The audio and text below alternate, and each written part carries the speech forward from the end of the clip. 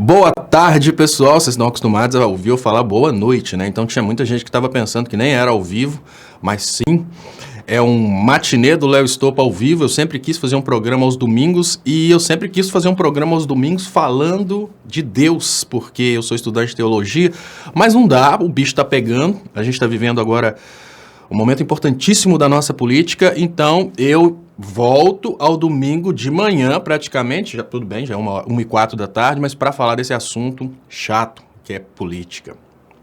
E eu queria agradecer a todos vocês. Olha, quando eu falo todos vocês, eu incluo realmente todos.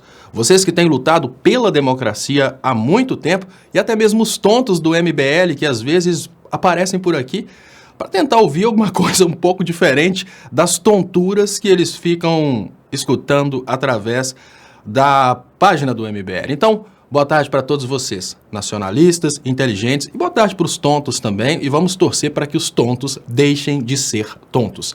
Deixa eu agradecer aqui os comentários, começando aqui pelo canal do Stoppa. Muito obrigado a todos vocês. Eu queria agradecer o primeiro superchat de hoje, que é José Antônio Neves. Muito obrigado, José Antônio. Superchat que é muito importante para o crescimento dos canais. Muito obrigado mesmo. E eu queria agradecer a galera falando que está há 20 minutos esperando. Eu aprendi essa super técnica poderosíssima aí, né, pessoal, de programar a transmissão. Uma coisa que eu reparei, se eu programo a transmissão, eu posso até diminuir aquele tempo da claquete. Eu vou conseguir fazer isso ainda, estou na luta para acertar isso. Mas enfim, vamos direto ao assunto. Antes de mais nada, antes que o pessoal está compartilhando, já passamos de 1.500 pessoas assistindo, muito obrigado. Não consegui colocar funcionando no Facebook, eu estou tentando entender o porquê. Eu programei no Facebook, na hora que eu coloco para transmitir, não funciona. Mas enfim, Ângela Oliveira pergunta quem matou Teori. Tá cada vez mais claro quem matou Teori, né, Ângela? Mas eu queria lembrar vocês, quando o Moro fala um tonto do MBL, eu não sei qual a imagem que vem na cabeça de vocês, mas a imagem que vem na minha cabeça quando eu vejo tonto do MBL é essa mulher que confundiu uma bandeira que mostrava uma integração entre Brasil e Japão com a possibilidade do Brasil estar mudando a sua bandeira para vermelha. Isaura Grigolato pergunta, Léo, onde está o Atucci? O Atucci está tranquilão lá em São Paulo, Isaura. Esse programa aqui é o Léo Stoppa ao vivo, que eu faço no canal Leonardo Stoppa à noite. Eu cismei de fazer ele também agora durante o dia, para a gente bater um papo agora durante o dia mesmo. E eu quero ter uma ideia também de como que é a disponibilidade de vocês para conversar sobre política no domingo. Quem sabe eu não começo a fazer esse trabalho no domingo também. Então, muito obrigado aqui a Isaura Grigolato pela participação. O Léo Atucci, esse programa aqui não é um programa de abandono ao Léo Atucci, não, de forma alguma. Estamos na mesma trincheira lutando há um certo tempo.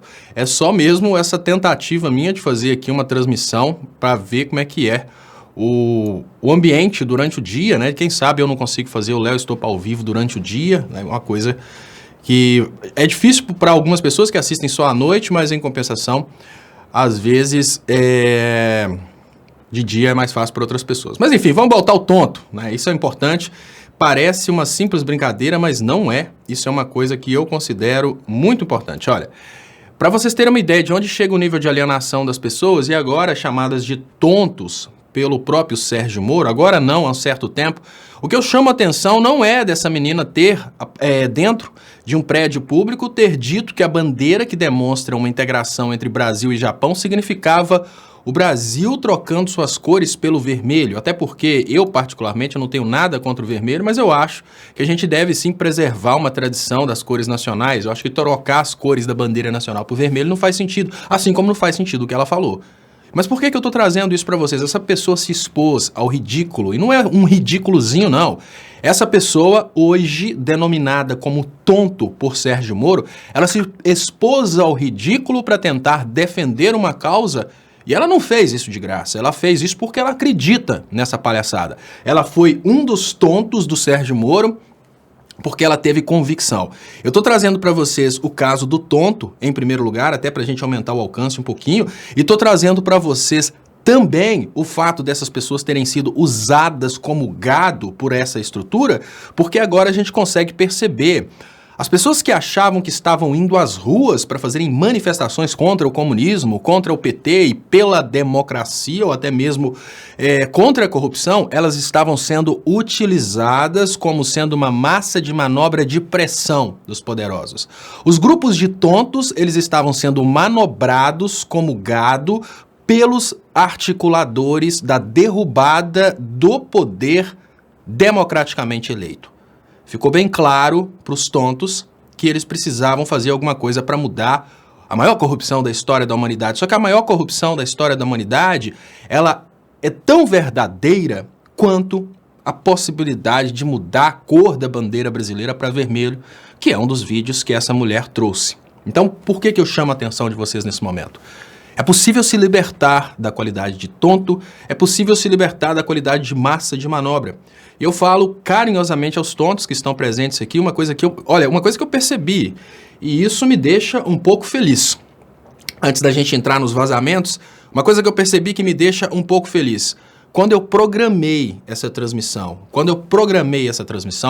eu decidi, eu acordei, eu tive problema na gravação de ontem, eu falei, eu não vou conseguir reprisar, né, colocar como estreia a gravação de ontem, mas eu vou fazer outra live, porque já que a estreia não vai funcionar, tem um pessoal que bate papo no horário da estreia, eu vou fazer outra live. Assim que eu programei, eu percebi uma coisa, os primeiros, não todos, mas grande parte dos primeiros a chegarem, eles foram exatamente os que estão batendo de frente comigo. Sabe por quê? Eu tô tentando achar aqui a fotinha de um rapaz que eu até guardei o rostinho dele já, que você vê que esse rapaz está brigando não para defender o Bolsonaro. Ele está brigando para tentar entender o que está acontecendo. Então hoje, é por isso que eu falo e falo com os moderadores, não simplesmente bloqueiem as pessoas, porque hoje nós temos, eu estou tentando achar aqui no chat, o eleitor do Bolsonaro, que estava desesperadamente defendendo o Bolsonaro ontem, e hoje ele já aparece aqui no chat como sendo um dos primeiros. Ou seja, o cara se inscreveu no canal para receber todas as notificações e assim que eu programei essa live, ele já estava aqui. Para mim, isso significa que ele está buscando a verdade. Ele sabe que foi tonto, tem alguma coisa errada e ele está buscando a verdade. É por isso que a gente tem que lutar para levar a verdade para essas pessoas. Primeiro, respeitarmos cada um no seu espaço, no seu ambiente e dentro do seu limite de capacidade de compreensão. Ontem eu contei para vocês a história de juízes que estão hoje desesperados para defenderem essa coisa do hacker e por isso estão passando vergonha para os técnicos em informática dos seus gabinetes. Então, imagine um juiz de direito com todo aquele poder falando uma baboseira e passando vergonha e o técnico em informática colocando a mão na cabeça e falando, não acredito que uma pessoa tão poderosa está falando isso. Exatamente isso. A gente precisa respeitar cada um no seu espaço. O cara é juiz de direito, ele é cheio de poderes, tudo bem, mas em termos de economia, muitas vezes ele é massa de manobra. Massa de manobra não é necessariamente aquela pessoa que tem uma capacidade intelectual inferior e uma posição social baixa. Massa de manobra não é necessariamente um trabalhador que pode ser conduzido pelas emoções de um discurso político. Massa de manobra é todo ser humano quando ele está ouvindo alguma coisa que não é aquilo que ele domina. O que significa que todos nós podemos ser massa de manobra quando o assunto não é um assunto do nosso domínio. Isso é uma coisa muito importante, porque nesse conceito de massa de manobra, os MBLs foram tontos, mas é possível a gente ter um juiz de direito tonto, é possível a gente ter um presidente tonto. O que significa que ainda que o Bolsonaro quisesse ser um bom presidente, a falta de conhecimento dele nessas áreas faz com que ele seja massa de manobra. Olha, o Bolsonaro disse que não sabia que um decreto do presidente tem menos valor do que a lei, que é votada pelo parlamento. Isso mostra que o Bolsonaro é massa de manobra no que diz respeito ao ordenamento jurídico e essa falta de conhecimento dele acaba repercutindo nas idiotices que ele faz. Então, vamos admitir primeiramente que ninguém é perfeito e ninguém sabe tudo. Deixa eu agradecer aqui. Muito obrigado, Sueli Souza. Boa tarde, Léo. Ótima ideia. Você faz toda a diferença nos canais da esquerda. Ter você no domingo à tarde é maravilhoso. Você faz parte da minha família. Muito obrigado, Sueli Souza. E olha, pessoal, eu volto a dizer. A Jennifer tá me cobrando fazer um domingo à tarde. todas, assim, normalmente eu compartilho todos os conhecimentos que eu vou adquirindo, eu vou compartilhando. E ela falou comigo, faça um programa no domingo à tarde sobre religião, sobre teologia, que você estuda teologia. Aí eu chego e falo, não, eu vou fazer sobre política porque o bicho tá pegando, então a gente precisa intensificar a conversa a respeito de política. Mas a minha intenção no domingo à tarde sempre foi falar sobre religião. Isso vai acontecer um dia, por enquanto não dá, como a minha intenção de canal era falar sobre tecnologia, falar sobre música, isso ainda não deu para acontecer, eu tô pegando firme na política. Então vamos lá, pessoal, olha que interessante, né? Vamos trazer então novas revelações, deixa eu só julgar isso aqui lá para frente para eu não ficar me confundindo, que toda hora eu coloco errado, mas vamos lá. Eu coloquei o título dessa live de A Chapa Tá Esquentando, é que cada vez mais eles têm menos força fática para conseguirem manter a grande farsa. Novos diálogos reforçam Moro coordenava as operações. 2 pontos importantes que a gente precisa extrair desses novos diálogos. O primeiro deles vai reforçando a ideia que Moro coordenava as operações, vai reforçando a ideia que existia um conluio entre Moro, os procuradores, a imprensa e agora também uma certa compactibilidade entre movimentos sociais e o trabalho que estava acontecendo na Lava Jato. Porém, outro ponto que a gente precisa concordar. A gente precisa levar em conta o fato de que existem pessoas que, mesmo que o Moro esteja errado, elas vão lutar pela sobrevivência do Sérgio Moro. Né? Tem uma crítica no Brasil 247 que fala, né, o ponto de vista que eu tenho é que a estratégia do Glenn está perfeita e liberando as coisas aos poucos, mas eu vi uma crítica hoje no 247 que eu vou trazer para vocês, que alguns jornalistas pensam que o Intercept o Glenn está exagerando no conta-gotas. E eu trouxe uma visão a respeito disso há uns dias atrás. No momento em que o Glenn libera em forma de conta-gotas, ele está fazendo uma coisa fantástica, porque ele está evitando um contra-ataque que consiga neutralizar todas as informações. Então, ele vai liberando aos poucos, mantendo a coisa no ar, e mantendo a coisa no ar, automaticamente fica mais difícil para eles simplesmente abafarem o caso. Esse é um ponto importantíssimo, mas temos outro ponto que precisa ser levado em conta, que é a possibilidade de não neutralizarem a verdade do que está sendo liberado, mas tornarem o que está sendo liberado pela Vaza Jato como sendo insignificante. É o fato de tentar normalizar as informações, pessoal. Normalizar as informações é querer dizer que tudo que eles fizeram estava dentro da lei e eram coisas absolutamente normais. Isso é uma coisa muito perigosa, porque se o Sérgio Moro, Rede Globo e Operação Lava Jato conseguem falar com a sociedade que tudo o que ele fez eram coisas necessárias, olha, infelizmente o povo vai acabar aceitando. Então nós temos aqui, deixa eu agradecer muito aqui no canal Leonardo Stoppa a pergunta e a colaboração do Marcelo Portari.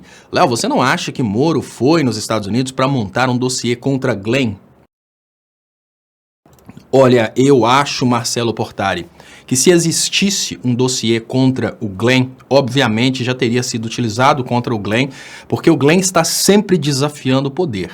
Por exemplo, se você fala que o Moro está vindo para Ponte Nova para montar um dossiê contra mim, eu vou te falar, o máximo que ele vai conseguir em Ponte Nova é o povo falando que o Leonardo Stoppa é um cara doidão porque anda de chinela havaiana na rua enquanto a cidade está toda tentando passar por gente importante. Essa é a crítica que a sociedade pontinovense tem a mim. Eles olham para mim como sendo um cara que tá nem aí para aparência, não tá nem aí para os padrões sociais, mas não vão encontrar absolutamente nada de dossiê. Eu sou aquele cara que não necessariamente fazia questão de ficar o dia inteiro na rua para ajudar a velhinha a atravessar a rua, mas eu também nunca julguei a velhinha dentro do rio, né? Fingi que ia atravessar a ponte e julguei dentro do rio. Então, para que ele monte um dossiê contra o Glenn, é preciso que esse dossiê aponte fatos da vida do Glenn. E será que esses fatos existem? Porque, olha, eu posso até ter ficado devendo banco, agora eu já paguei. Mas não é isso que vai tirar de mim a condição de falar sobre política, né? Então, ou seja, eu não sou uma pessoa perfeita, eu tive sim meus problemas no passado, principalmente relacionados a descontrole financeiro, às vezes eu ficava sem pagar, depois eu ia lá e pagava isso, porque a vida às vezes é assim mesmo. Mas dossiê contra mim não existe. Ah, você é um cara que, né, tipo, você fez isso, mas Peraí, como assim você está falando que eu fiz isso? Então, montar um dossiê contra Glenn implica em Glenn ter feito coisa errada. Esse é o ponto que eu tenho. E eu imagino que se o Glenn fosse vulnerável nesse sentido, as coisas já teriam aparecido. E outra coisa, um dossiê contra o Glenn não necessariamente modifica o teor das conversas. Porque, olha, eles fizeram um dossiê fictício contra o Glenn tentando dizer que o Glenn seria um jornalista de esquerda cheio de viés ideológico. A resposta veio através do convite de outros veículos para participarem da Vaza Jato. Então, é bem difícil você fazer um dossiê contra um jornalista, porque uma coisa é o político, participou de várias coisas, né? O juiz que participou desses escândalos. Agora, um jornalista, qual que é o dossiê possível contra um jornalista? Eu penso em mim, qual que é o dossiê possível contra mim? Né? Coisa que realmente tenha, às vezes, uma percepção pública, tipo, qual que seria o dossiê possível contra mim? Eu não sei. Eu não consigo ver a possibilidade de um dossiê que neutralize a minha comunicação como jornalista. Mas eles fizeram um dossiê falando que ele é comunista. Funciona muito mais do que se acharem que ele matou alguém no passado. Porque dentro do bolsonarismo, o fato de uma pessoa ter sido comunista, né, que o Glenn não é obviamente comunista, porque está lá cheio da grana, obviamente muito mais grana que eu, mas eles imaginam que o fato de uma pessoa falar bem para a esquerda, ser progressista, ela é comunista e por isso ela não é digna de crédito. Então o maior dossiê que eles poderiam criar contra o Glenn, eles já criaram, imagino eu. Que bom ter você aqui hoje, Léo. Muito obrigado, Diogo Romero Vidal Lessa. Muito obrigado, Carlos N. Vendo as mensagens vazadas, individuais e de grupos e o silêncio, tenho um feeling. Não existe hacker. O celular do Delan caiu nas mãos erradas, por isso não entrega. Carlos, você falou uma coisa que faz total sentido. Não existe hacker. O que existe, olha, o que é o detalhe, pessoal? Eu sempre fiz uma análise técnica do ocorrido e na minha análise técnica do ocorrido eu sempre vi a partir do meu conhecimento. Por isso que eu falo com vocês, normalmente a gente faz uma avaliação das coisas a partir do limite do conhecimento da gente. O eleitor do Bolsonaro, ele limita seu conhecimento, obviamente, ao ensino fundamental, ignora o resto e acha que a Terra é plana. Um juiz de direito faz uma análise econômica a partir do conhecimento de direito e acha que realmente é o comunismo que está acabando com o Brasil. Aí a gente pega o economista que às vezes não tem a profundidade de conhecimento da área de direito e fala coisas que não são compatíveis com o ordenamento jurídico, acaba fazendo propostas que às vezes nem seriam possíveis. Então, é por isso que é necessária normalmente para qualquer tipo de análise, qualquer tipo de aplicação, qualquer tipo de coisa requer uma visão multidisciplinar, para você não ter aquela ilusão de que você poderia fazer isso dessa forma e assim e pronto.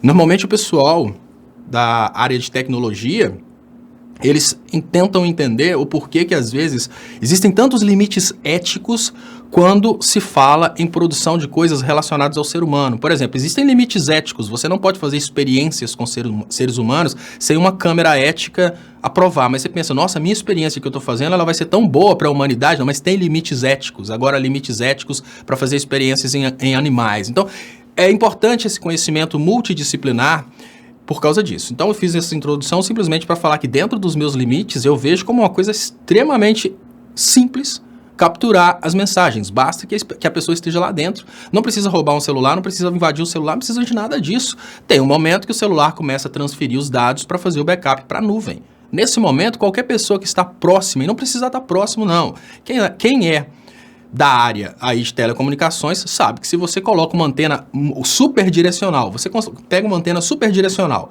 a partir de uma antena superdirecional com 10 km de distância, você consegue apontar para a janela que você faz questão de monitorar e você consegue capturar os dados que estão acontecendo ali. Lógico, você tem determinados limites como nível de sinal e ruído, mas se você consegue concentrar aquela captação ali, agora, se você consegue a distância, imagine uma pessoa que estava lá dentro tendo acesso aos wireless, né?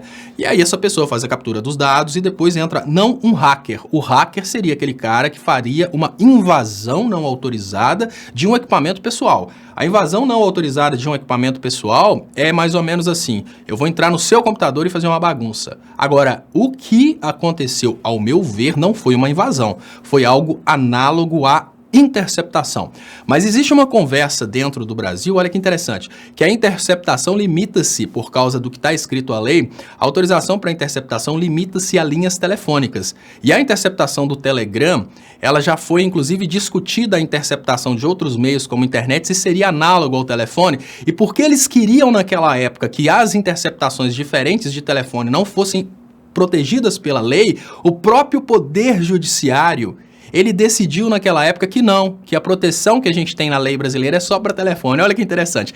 Naquela época, eles precisavam exatamente do contrário, eles precisavam invadir as pessoas. Então, naquela época, eles decidiram que a lei só protege ligações telefônicas. Vocês lembram das ligações telefônicas? Ou seja, Instagram, Telegram, WhatsApp, nada disso está protegido. Eles decidiram isso para terem direito de invadir. Na sequência, essas invasões agora, se forem compreendidas de acordo com o próprio entendimento do Poder Judiciário anterior, não é invasão.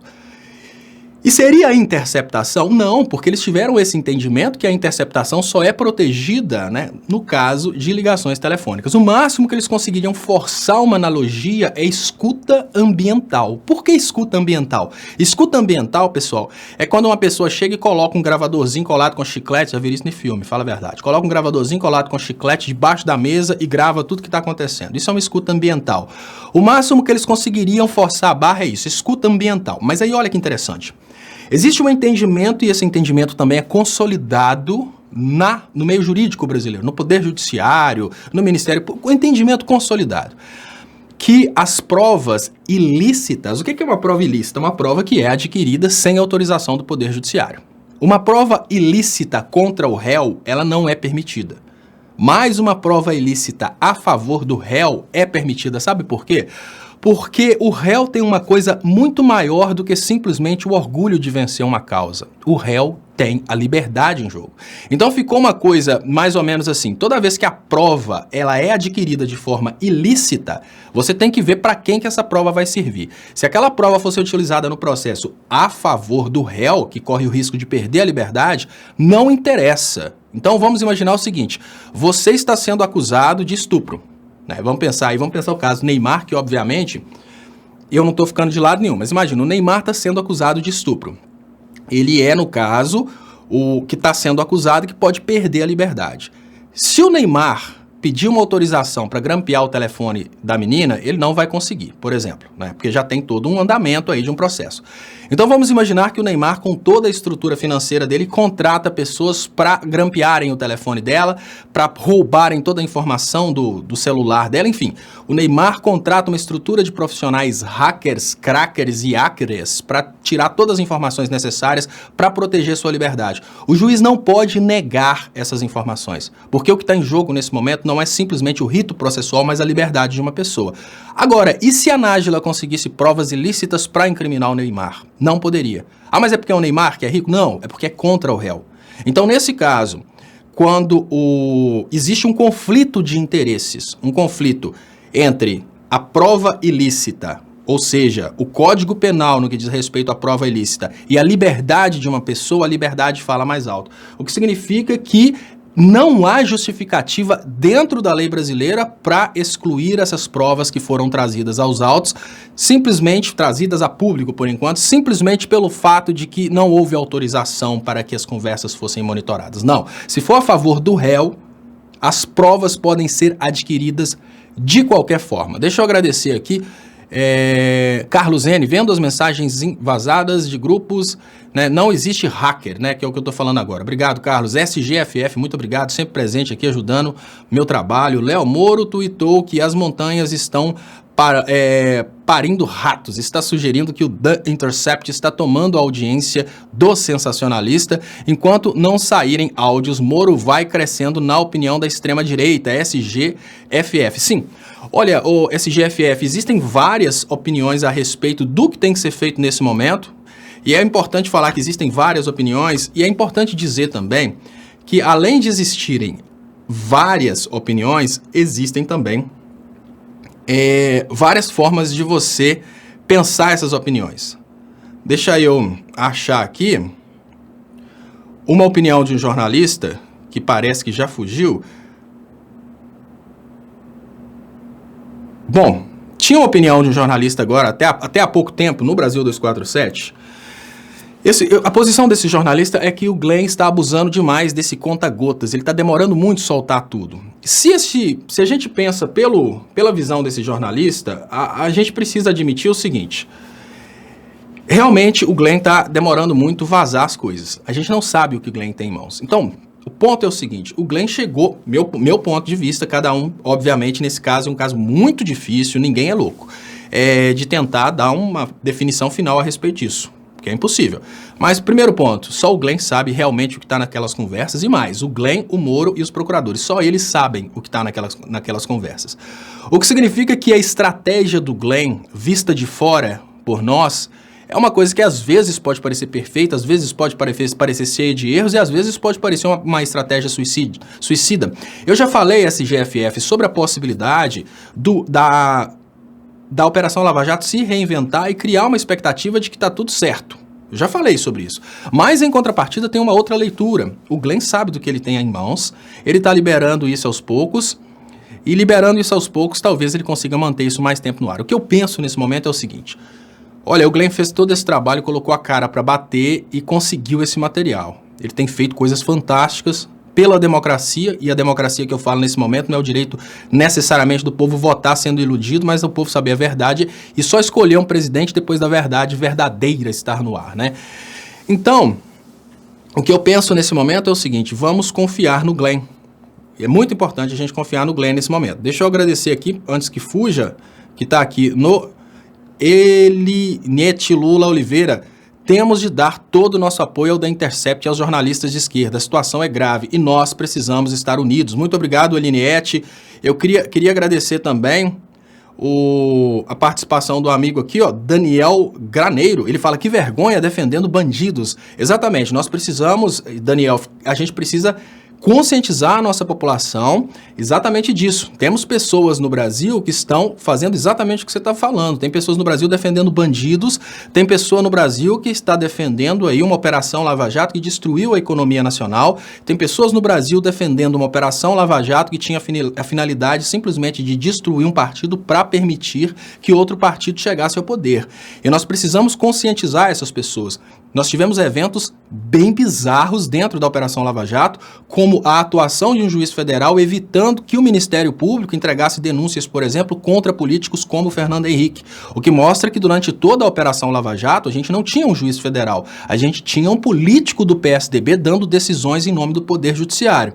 Então, é muita vergonha a gente imaginar que hoje, depois de tudo isso, existam pessoas do lado da Operação Lava Jato, mesmo depois da Operação Lava Jato ter sido responsável pela maior desgraça econômica da história do Brasil, o maior desemprego da história do Brasil e a maior distorção democrática de todos os tempos. Então precisamos nos unir para que essas pessoas parem de defender bandidos. Então a dica que eu dou para você é o seguinte: olha, se você até ontem defendia a Operação Lava Jato, agora é importante que você tenha vergonha de ficar defendendo bandido. Não defenda bandidos, não defenda quem tirou seu emprego, não defenda quem colocou o Brasil nessa crise econômica, não defenda quem te escondeu a verdade para que você votasse errado. Não faça isso. Você pode mudar, né? Nas palavras de alguém e cantado pela chuva, você pode mudar, você pode malhar, né? Você pode malhar, você pode mudar seu ritmo mental, nesse caso. Muito obrigado, Daniel Graneiro, pela participação, e eu te digo, mudança com segurança total é só no intelecto do Daniel da Graneiro. Muito obrigado, Daniel, pela sua participação por aqui. Deixa eu agradecer Elizabeth McDam. Léo, sinceramente, você acha que quem diz conja, colheita de provas e escreve texto, algum dia sentou num banco de faculdade de direito? Então, Elizabeth McDam, deixa eu te falar o ponto de vista que eu tenho a respeito disso, e vou voltar nisso aqui, mas eu deixo agradecer aqui, ó. Domingos Carvalho, boa tarde, Léo. Lula livre dia 25, será que Moro ainda volta dos Estados Unidos? Domingos Carvalho, eu acho que sim, o Moro ainda tem o apoio da base dura do bolsonarismo e isso dá para ele uma certa segurança. Não vamos nos iludir. A gente precisa continuar pegando firme, a gente precisa propagar todas as informações que chegam, porque ele ainda está forte dentro dos fanáticos. Deixa eu agradecer aqui também Rosane Alvergade Sá, bom dia, Léo, bom dia, Lula, beijos para suas meninas, Lula livre já, muito obrigado, Rosane, a grande apoiadora do canal, mega ultra arc, grande superchat aqui, agradeço de coração a sua contribuição para o meu trabalho, muito obrigado mesmo.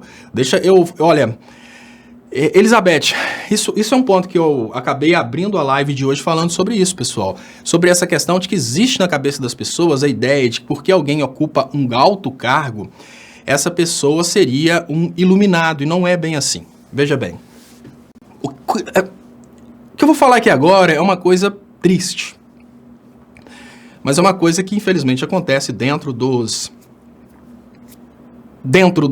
esquemas em países subdesenvolvidos, infelizmente. Olha, concurso para procurador e concurso para juiz é um esquemão. Deixa eu agradecer os superchats aqui, eu vou voltar nesse assunto, tá, Elizabeth? Muito obrigado. Mônica Godum, tem que ser aos poucos para dar tempo de pessoas metabolizarem essas informações. Desconstruírem mitos formados ao longo de anos, exatamente. Olha, a doença ela foi se propagando na mente de graneiros ao longo de muitos anos. E agora a gente precisa de ter um tempo para que as pessoas consigam digerir. Eu falei sobre as fases do luto, né? Demora um tempo, não é tão grande assim. As denúncias do Glenn só confirmam o que nós já sabíamos. Moro nunca atuou como juiz, mas como parte da acusação. Lula livre, muito obrigado, Helenise Lula, eu vou voltar nesse assunto, tá, Elizabeth, que eu acho muito importante, principalmente que eu falo muito sobre educação. Rosane Alves, Rosana Alvarenga de Sá, muito obrigado mais uma vez pelo superchat. Vera Canabrava deve ser irmã de João Canabrava, obrigado pela participação. Cantonia, não tem como alguém acionar o Telegram para exigir provas do hacker para o governo brasileiro, pois isso pode provocar perda de valor para o aplicativo no mundo. Então, Cantonia, veja bem, primeiro ponto, o Telegram já avisou que não teve esse caso de hacker. O próprio Telegram já avisou isso. Só que não interessa o que o governo fizer, ele sempre vai tentar distorcer. Pode provar que não... Primeiro, não há como provar que não houve invasão hacker. Não há como provar. A única coisa que o Telegram que provaria... Por exemplo, nós temos provas que houve invasão no Facebook durante a campanha. Nós temos prova que perfis do Facebook foram utilizados durante a campanha. Isso é provado. Por que é provado? Porque o próprio Facebook falou isso. Agora, se o Telegram não falou nada disso, a gente tem que contar com o que o Telegram falou ou então especular que o Telegram está mentindo, porque não tem como provar. É a mesma coisa, só você viu uma pessoa entrando na sua casa, mas ninguém. Como que alguém vai provar que alguém entrou na sua casa sem a sua opinião? Então a gente está nas mãos do Telegram. Deixa eu agradecer ao amigo Ray Lula Rousseff 247 da Silva. Léo, você esqueceu de ler meu superchat? Sem problemas, não esqueci, tá guardadinho aqui, Ray. É porque ele subiu correndo, mas eu guardei no outro computador. Você fala, Ray Lula Rousseff no outro superchat. Esses burros não sabem qual o conceito de hacker hoje em dia.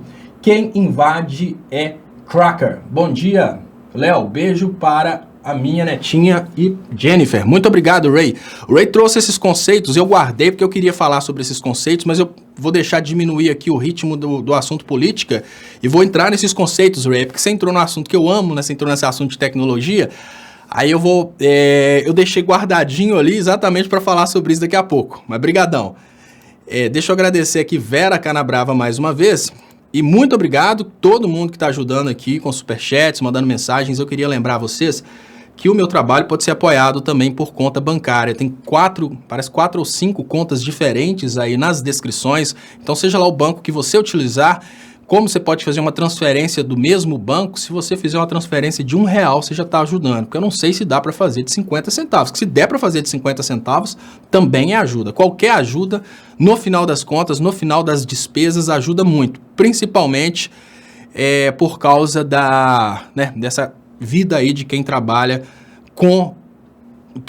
no lado progressista. E eu vou falar sobre isso. Eu estou guardando aqui o negócio da Elizabeth Murdoch. Elizabeth McDan, desculpa, Elizabeth. Eu quero falar sobre o que é a vida de quem trabalha no campo progressista com isso aqui, ó. Eu quero falar sobre esse assunto porque eu considero muito importante para que vocês tenham ideia do que é a vida de um jornalista. Uma pessoa perguntou para mim hoje se eu acredito que a Raquel Sherazade tenha mudado. Olha, não necessariamente a Vera Canabrava fala que Canabrava é sobrenome mineiro. Olha que legal, obrigado Vera pela informação. É porque tem um personagem João Canabrava e eu achava que Canabrava era realmente a alusão à cana, né, de matéria-prima para a produção da cachaça. O personagem era um personagem que aparecia sempre embriagado, né, do Tom Cavalcante, e cana e brava, de ser brava, ou seja, a cana estava brava. Mas é muito bom saber que existe realmente esse sobrenome. Obrigadão pela informação e estou aqui nas Minas Gerais, então, ou seja, é um sobrenome dessa terra. Muito obrigado. Olha só, pessoal, há pouco tempo atrás uma pessoa mandou uma pergunta que eu vi passando aqui rapidinho, se eu acreditaria na possibilidade da Raquel Sherazade ter realmente mudado. Olha, ponto. As pessoas não necessariamente mudam. As pessoas, às vezes, compreendem que estão sendo feitas de massa de manobra. Tem um vídeo meu, que é um vídeo um pouco antigo, que se repete ao longo do meu trabalho por umas 30 vezes, que é Eu Já Fui Eleitor do Aécio. O vídeo fala Eu Já Fui Eleitor do Aécio porque a gente brinca com a coisa de eleitor do Bolsonaro. Eu não fui eleitor do Aécio porque aquele ano eu não fui votar, mas eu trabalhei na campanha do Aécio. E digo, trabalhei na campanha do Aécio e se eu tivesse votado, eu teria votado no Aécio. Mas como meu título de Ponte Nova eu estava em Belo Horizonte, eu não fui votar. Por que eu estou contando isso para vocês? Porque em um determinado momento da minha vida, eu tinha sido conquistado pelas ideologias liberais e pelo argumento do aécismo. Foi quando o Aécio foi eleito senador. Não tem absolutamente nada a ver com a campanha de 2014, em que as coisas estavam bem definidas, né? O riquinho, que você achava riquinho com Aécio, que tinha ódio do mais pobre com Aécio, e os mais pobres, conscientes de classe, estavam do outro lado. Então, há muito tempo atrás, eu fui iludido que a gente tinha que vender tudo, a gente tinha que privatizar todos os estatais. Eu fui iludido a respeito disso. Naquele ano, o Aécio não tocou na Dilma, porque se ele fizesse isso era suicídio político, por causa da popularidade do Lula. Então, em Minas, a gente teve aquilo que chamaram de chapa Dilmazia, que é Dilma presidente, Anastasia governador, o Aécio, obviamente, eleito senador, e o Itamar também eleito senador por Minas Gerais, infelizmente faleceu, e deu lugar para um dos piores senadores da história da humanidade, que é o Perrella do Helicoca. Por que eu estou falando isso?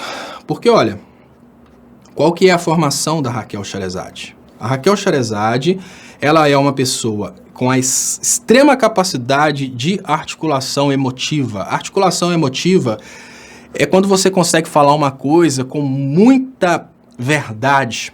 Existem duas formas de você conseguir desenvolver a articulação emotiva. Uma delas é a psicopatia, que é o caso do Aécio Neves. O Aécio Neves fala, consegue transmitir mentira só para quem tem uma consciência muito grande de expressões faciais, né, de linguagem do corpo. Recomendo Paul Elkman, para quem quiser desenvolver um pouco a respeito disso. Então, sempre que eu via os discursos do Aécio, eu conseguia perceber a mentira nos discursos do Aécio, o cinismo, né, o desprezo, porque eu entrei bem fundo nesse assunto, inclusive explorei isso no meu trabalho de pós-graduação em língua portuguesa, está disponível no leonardoestopa.com.br. Então, importantíssimo, a Raquel Sherazade, ela consegue transmitir verdade naquilo que ela fala, e ela consegue transmitir essa verdade por um desses dois motivos. Ou ela é uma psicopata extremamente bem treinada para falar mentira, ou ela é uma pessoa que realmente acredita no que fala. E aí que está o grande tchan dos alienadores. Um alienador, ele não vira para o alienado e fala, você vai falar isso para enganar os outros. Não. Quando você vê um Fernando Holliday defendendo aquilo, você pensa, será que esse cara tem noção do que ele está fazendo? Você tem essa reflexão. E tem pessoas que pensam, esse cara é um desgraçado, ele está lutando contra o próprio povo dele. Olha o que esse cara está fazendo. Muitas vezes a história é outra. Pessoas bem mais inteligentes estão lá do alto criando teorias para controlar quem? Os tontos, nas palavras do Sérgio Moro.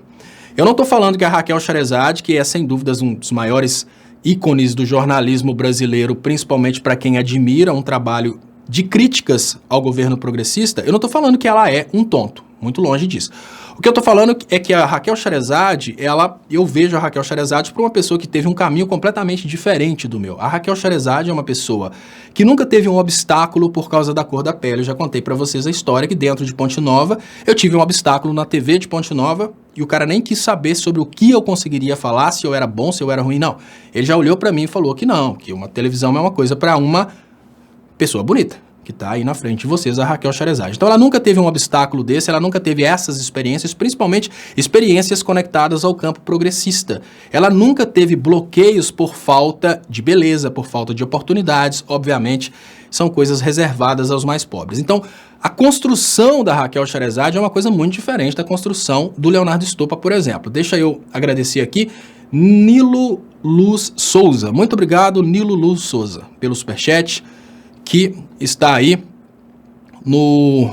se divertindo, com esse fã pulando aí. Muito obrigado, Nilo Luz Souza, que manda um agradecimento para mim e eu retribuo, eu agradeço muito você pela ajuda que você dá ao canal aí. Muito obrigado, Carlos Alberto Veloso Lopes. Boa tarde, adianta divulgar antes de uma CPI, vão dizer mentira, tem que quebrar o sigilo bancário dos advogados, juízes, promotores. A PGR não vai fazer. A fraude processual, corrupção e extorsão têm que ser apurados por CPI.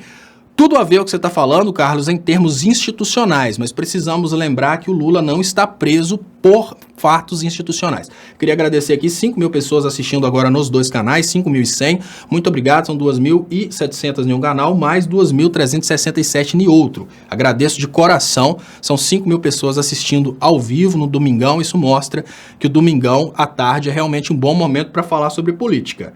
E eu queria pedir para vocês, mais uma vez, compartilhem aí para a gente aumentar o alcance. Queria agradecer o superchat do Carlos Alberto e queria lembrar que você pode ajudar meu trabalho também por contas bancárias que estão divulgadas nas descrições.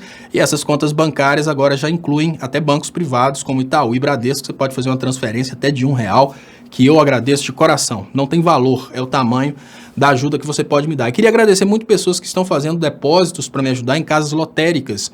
Isso para mim mostra que existe não a intenção de ajudar financeiramente, mas existe um carinho muito grande da pessoa se deslocar até uma lotérica e fazer um depósito. Isso, sem dúvidas, é um dos motivos que faz a gente realmente acreditar, não pelo valor, mas pelo ato, uma pessoa se deslocar até uma casa lotérica e fazer um depósito. Isso mostra que realmente esse é um trabalho que não pode ser interrompido, porque esse é um trabalho que faz pessoas felizes.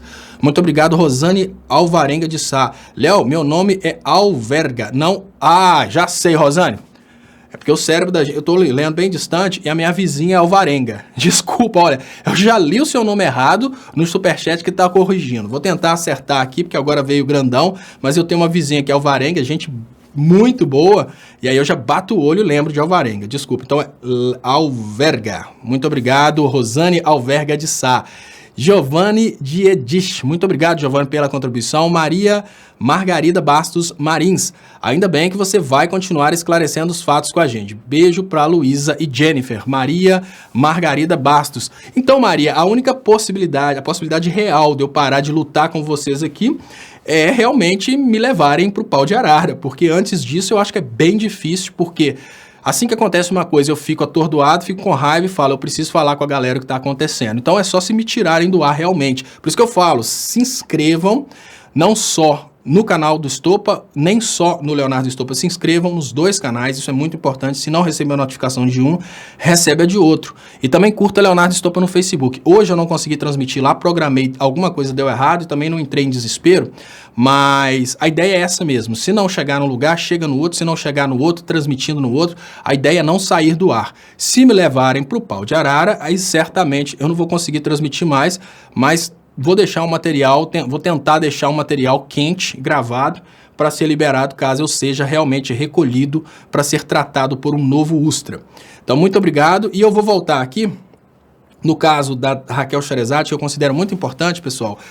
Então, o que construiu, eu parei naquele ponto. O que construiu a Raquel Sherazade é uma realidade bem diferente da realidade que construiu um Leonardo Estopa. Então, enquanto eu tinha obstáculos, ela tinha facilidades. É culpa dela? Não. É culpa da nossa sociedade. Então ela chegava, tinha todas as facilidades, eu chegava, tinha obstáculos.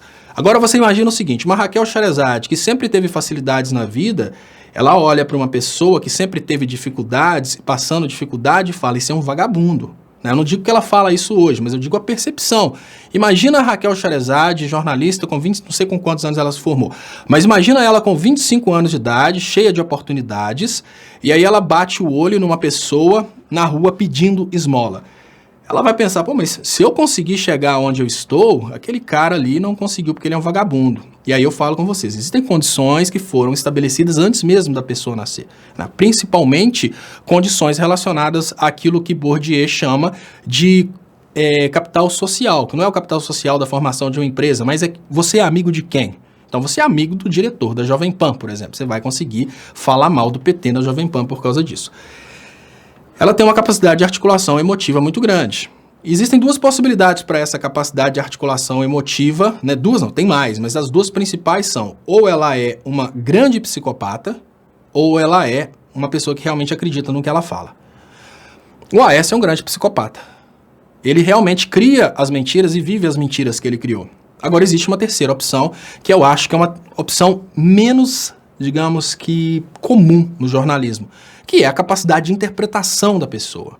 A capacidade de interpretação é mesmo assim: hoje eu vou fazer um vídeo para vocês e vou mostrar para vocês, provando por A mais B, que a Terra é plana. Isso é capacidade de interpretação. Você chegar e falar uma coisa que você não acredita e ir desenvolvendo aquela coisa que você acredita. Isso é uma coisa que, normalmente, os jornalistas, eles têm uma certa resistência para fazer. Eles entram no não emotivo, caem fora da convicção e levam para brincadeira. É o que acontece comigo. Quando eu começo a defender para zoar a teoria da Terra plana, eu caio para brincadeira. Eu saio do nível de convicção que eu tenho quando eu estou falando as coisas que eu acredito. Então a pessoa perguntou para mim: você acha que a Raquel Sherazade mudou? Não. Eu acho que a Raquel Sherazade talvez tenha percebido que antes dela formar a convicção dela a respeito desses assuntos, existia alguém com poder de alienação muito grande criando nela essas convicções. Os tontos do MBL, por exemplo, eles são controlados por agências americanas, como, por exemplo, Freedom House, Escola Austríaca, Escola de Chicago.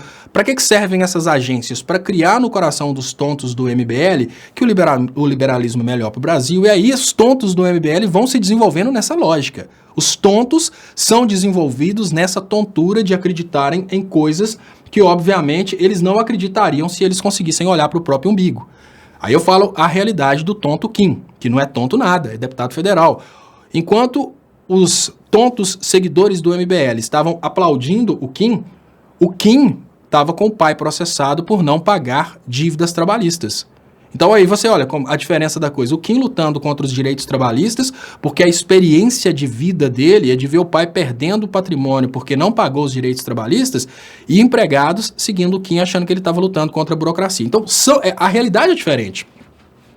Então não acho que necessariamente a Raquel Sherazade tenha mudado. O que eu consigo perceber nesse momento a partir desse caso da Raquel Sherazade é que talvez ela tenha percebido que ela foi enganada. E olha, tem muita gente percebendo que foi enganada.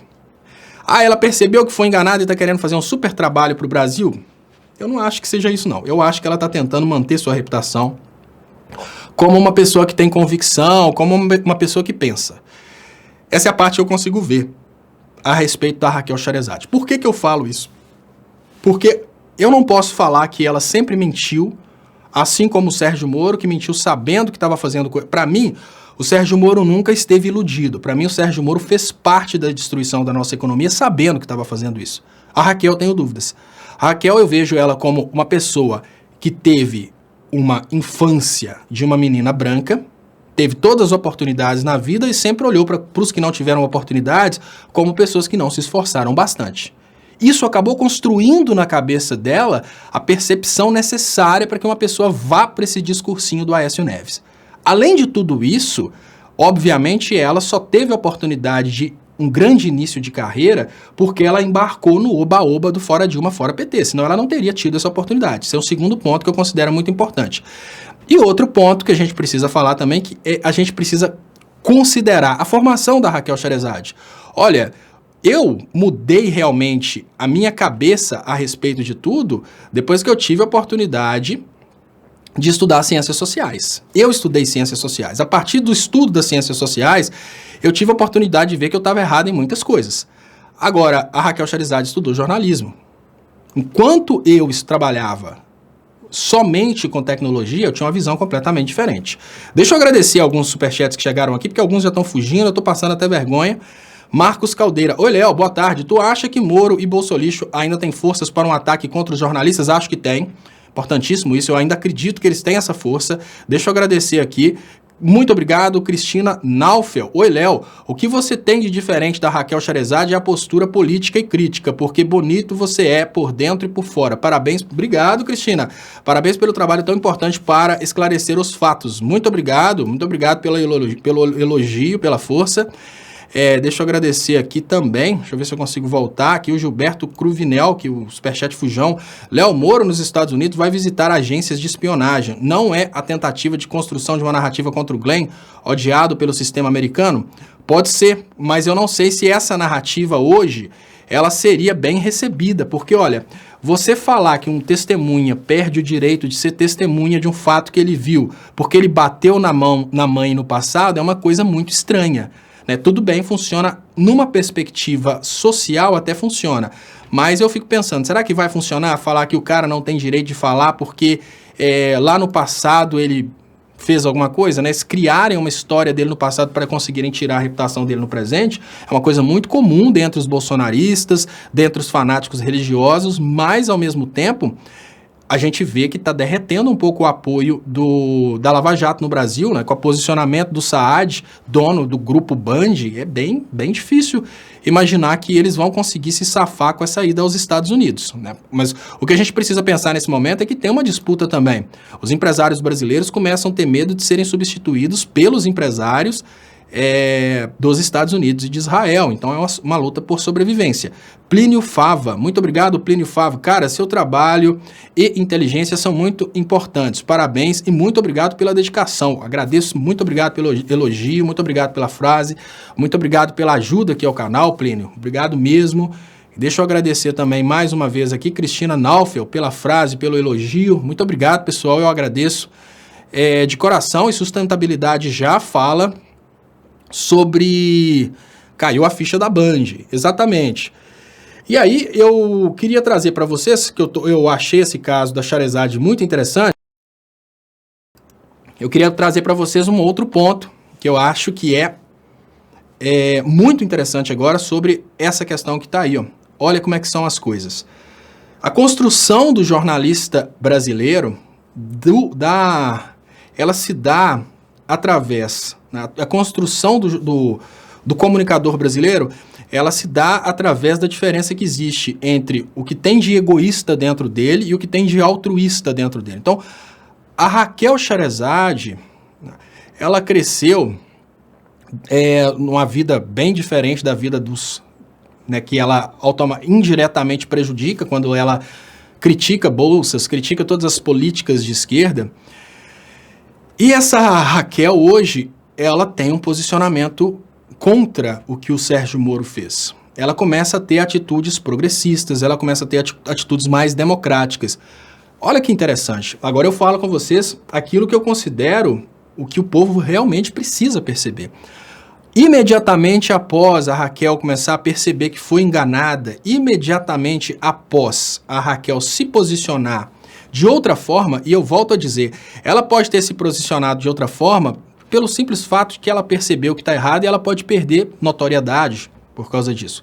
Mas, em contrapartida, ela pode ter se posicionado de outra forma porque ela foi convicta de que ela foi enganada e ela quer lutar pelo Brasil e não necessariamente pelo dono da Havan. Mas, imediatamente após ela mudar seu posicionamento, o dono da Havan já pede a cabeça dela. Vocês estão entendendo o tamanho dessa matéria que eu estou trazendo para vocês? Olha, isso é um evento isolado, mas capaz de mostrar para a gente o porquê de tantos jornalistas falando mal do PT e poucos jornalistas tendo coragem de falar mal do Moro. Falo mais uma vez para que talvez talvez as pessoas do Brasil elas consigam entender um pouco do que está acontecendo. Veja, a construção da personalidade de uma pessoa, ela depende de vários fatores. Entre esses fatores, as oportunidades. As oportunidades dos jornalistas brasileiros, elas só acontecem se esses jornalistas estiverem dispostos a repercutir os interesses dos patrocinadores. Assim que a Raquel Sherazade começou a ter uma opinião diferente da opinião do dono da Havan, que é sem dúvidas um empresário que patrocina várias emissoras de televisão, que anuncia em várias emissoras de televisão, esse cara já pede a cabeça dela. assim que ela começa a falar algo diferente daquilo que ele quer. Sabe o que isso significa? Significa que na sua cidade, isso mesmo, eu tô falando na sua cidade, você olhou para mim e falou, na minha cidade tem 10 mil habitantes. O veículo de imprensa da sua cidade não dá liberdade para o jornalista. O jornalista não pode falar contra um patrocinador. Ou seja, se uma pessoa quiser se blindar na mídia, se ela tiver dinheiro para comprar patrocínio nessa mídia, ela se blinda. O que significa que muita coisa errada no Brasil não é mostrada, por exemplo, os casos relacionados ao PSDB, porque eles fazem parte da mídia. O dono da van, ele simplesmente pirraça se as pessoas falarem mal do Sérgio Moro. E aí eu mostro para vocês uma coisa que eu aí respondendo, quando as pessoas me perguntaram, a pergunta foi o seguinte, se eu acho que a Raquel Sherazade realmente mudou. Não necessariamente acho que ela tenha mudado, eu acho que talvez ela tenha compreendido, entendeu? Porque a Raquel, ela parece ser uma pessoa que critica conforme o que ela acredita. E o erro que a Raquel cometeu no passado é um erro social. Ou seja, a sociedade não conseguiu mostrar para a Raquel que as políticas que eram implementadas no passado poderiam beneficiar pessoas que talvez ela nunca tivesse visto na vida. Talvez a sociedade nossa tenha criado uma espécie de escudo para que jornalistas como a Raquel nunca tenham a oportunidade de verem pobres. E sobre escudo eu vou falar com vocês sobre uma coisa, eu vou tentar achar aqui.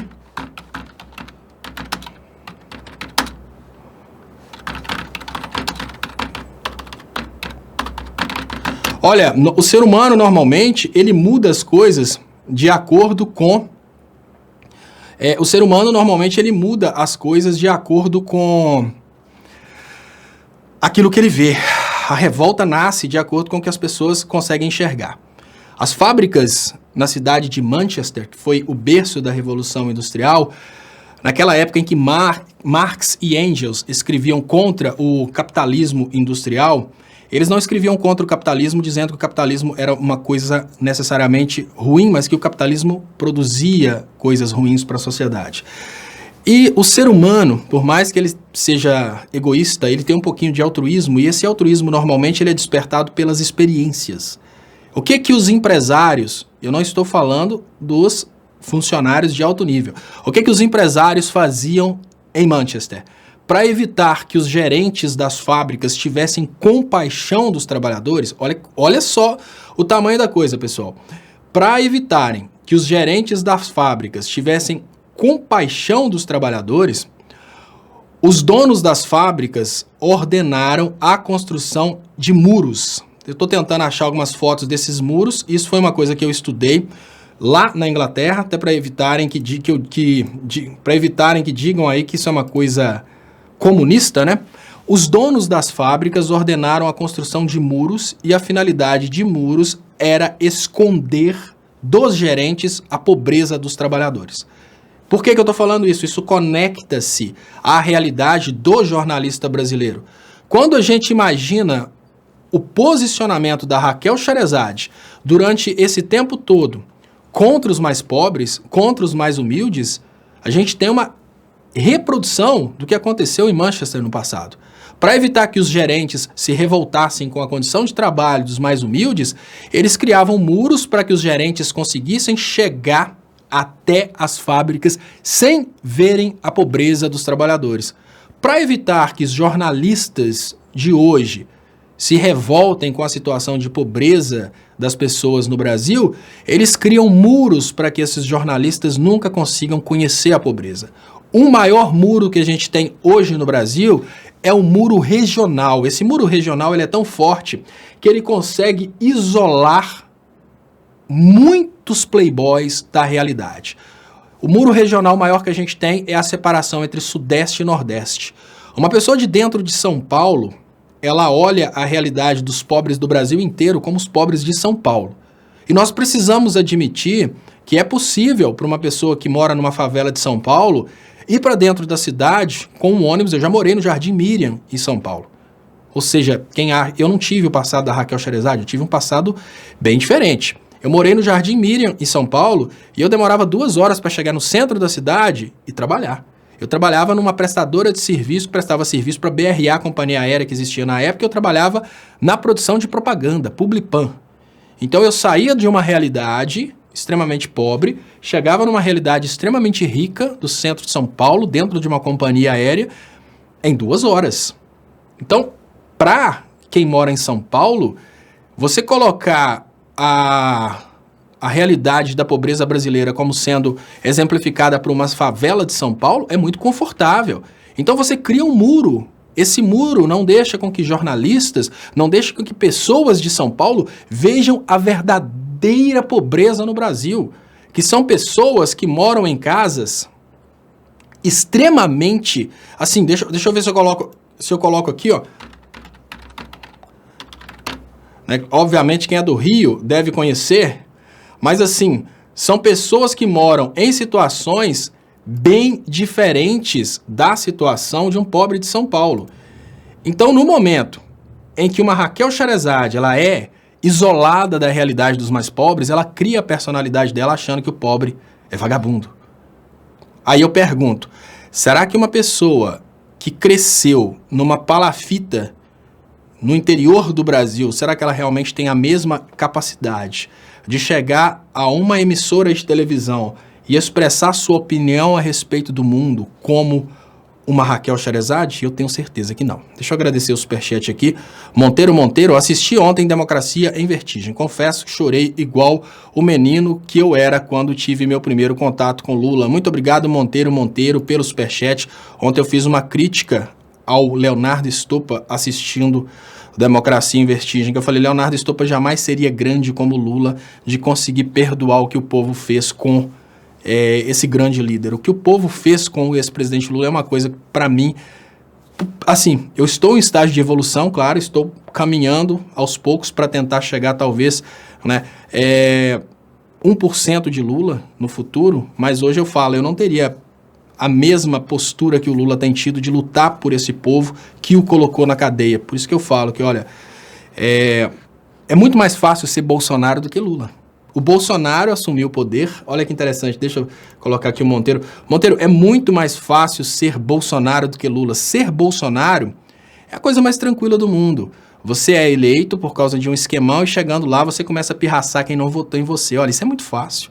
Aí você começa a criar políticas que vão prejudicar a esquerda, criar políticas que serão aplaudidas pela sua base de apoio. Aí você grita num país onde a Constituição é clara, que o país é laico, você grita, o país é laico, mas ele é cristão. Eu também sou cristão, mas isso é uma ofensa às outras religiões. Então, dentro dessa brincadeira, eu te falo, é muito fácil ser igual ao Bolsonaro. Difícil é ser igual ao Lula. Depois de tudo que ele passou, eles querer sair da cadeia para trabalhar por todo o povo brasileiro, querer sair da cadeia para trabalhar por aqueles que o perseguiram. Então, isso é uma coisa que, olha, é muito fácil, né? Me desculpem aí as pessoas, todo mundo sabe o posicionamento que eu tenho a respeito do Ciro Gomes, mas é um posicionamento de um ser humano normal, é o posicionamento do Ciro. Ficar puto com o que aconteceu e falar, agora eu quero ver esse povo pagar, errar para fora e deixar o circo pegar fogo. Ficar olhando de longe, observando o circo pegando fogo de longe, e falando, eu não vou pôr a mão num copo d'água para tentar apagar, porque esse povo só vai aprender quando o circo pegar fogo e for necessária a construção de um novo circo. Agora, o Lula, ele estaria disposto a sair da cadeia e ajudar o governo Bolsonaro, porque, olha, uma palavra do Lula gera esperança. Um povo que está inerte, sem saber o que fazer, uma palavra do Lula aumenta a economia do governo Bolsonaro, para você ter uma ideia. Isso é muita nobreza. O Ciro, nesse momento, ele só critica, nesse momento ele não cria soluções, nesse momento ele não apresenta caminhos, exatamente porque ele sabe que qualquer caminho que ele apresentar pode ajudar o Bolsonaro. O Lula não. O Lula dá dicas de governo pro Bolsonaro, você vê a nobreza do cara. Não, olha só, comparações esdrúxulas. Se prepare, quem não gosta de comparações esdrúxulas, tampe os ouvidos, por favor. Aí eu aviso, porque tem hora, quando eu sei que eu vou fazer uma comparação que até eu ia achar nojenta, eu tampo os ouvidos, mas eu sei que ela vai comunicar com algumas pessoas. Imagine que você está numa situação em que a sua ex-namorada está agora com outro cara. Você ainda gosta da sua ex-namorada, gostaria de estar com ela, mas ela está com outro cara. No lugar de tentar avacalhar o relacionamento, ou pelo menos ficar de longe vendo tudo dar errado, você vai, entra em contato com esse cara, ela gosta disso. Dá tal presente para ela que ela gosta. Faz isso, não que ela briga. O Lula está fazendo isso, mesmo com o Bolsonaro no poder, ele está dando dicas de como fazer para as coisas darem certo. Agora eu pergunta básica que eu faço para você. Eu faço essa comparação esdrúxula porque quase todo mundo aqui já teve a experiência de ter um relacionamento afetivo e nem eu nem vocês tivemos a experiência de sentar na cadeira de presidente da República. A pergunta básica que eu faço para vocês nesse momento é: qual de nós teria a nobreza de ligar pro novo relacionamento de um ex e dar dica, faz isso, faz aquilo para dar certo? Vamos cair na real. Lula é top. Lula é top. Deixa eu agradecer. Vitor Santana. Moro, as conversas no Telegram foram alteradas, mas não me lembro delas. É básico. Tipo assim, eu não lembro o que tinha lá, mas eu só sei que foram alteradas. Então, como é que eles sabem que foram alteradas? E ainda querem difamar o Glenn. Olha, se nem o Moro tem coragem de ter tanta convicção assim a respeito do que ele fala, eu fico impressionado como que os eleitores do Bolsonaro têm essa convicção, né? Isso me deixa realmente impressionado. Nem o Moro acredita no que ele fala, mas os eleitores do Bolsonaro acreditam. E eu falei que eu guardaria, e eu guardei. Tá aqui, ó. Elizabeth McDan. Eu falei, Elizabeth, eu vou guardar o que você trouxe, porque eu acho muito importante a gente falar. Por que eu acho isso aqui importante para esse momento, pessoal? Porque existe uma ilusão na cabeça das pessoas de que uma pessoa que tenha um conhecimento muito grande em determinada área saiba absolutamente tudo, e não é bem assim. Eu vou ler mais uma vez. Léo, sinceramente, você acha que quem diz conja, colheita de provas e escreve texto, algum dia sentou num banco de faculdade de direito? Aí que tá, Elizabeth. Sim, esse é o detalhe. Por exemplo, eu sou uma pessoa que eu preciso confessar que eu tenho uma dificuldade muito grande com ortografia. Muita dificuldade. O que me ajuda na ortografia?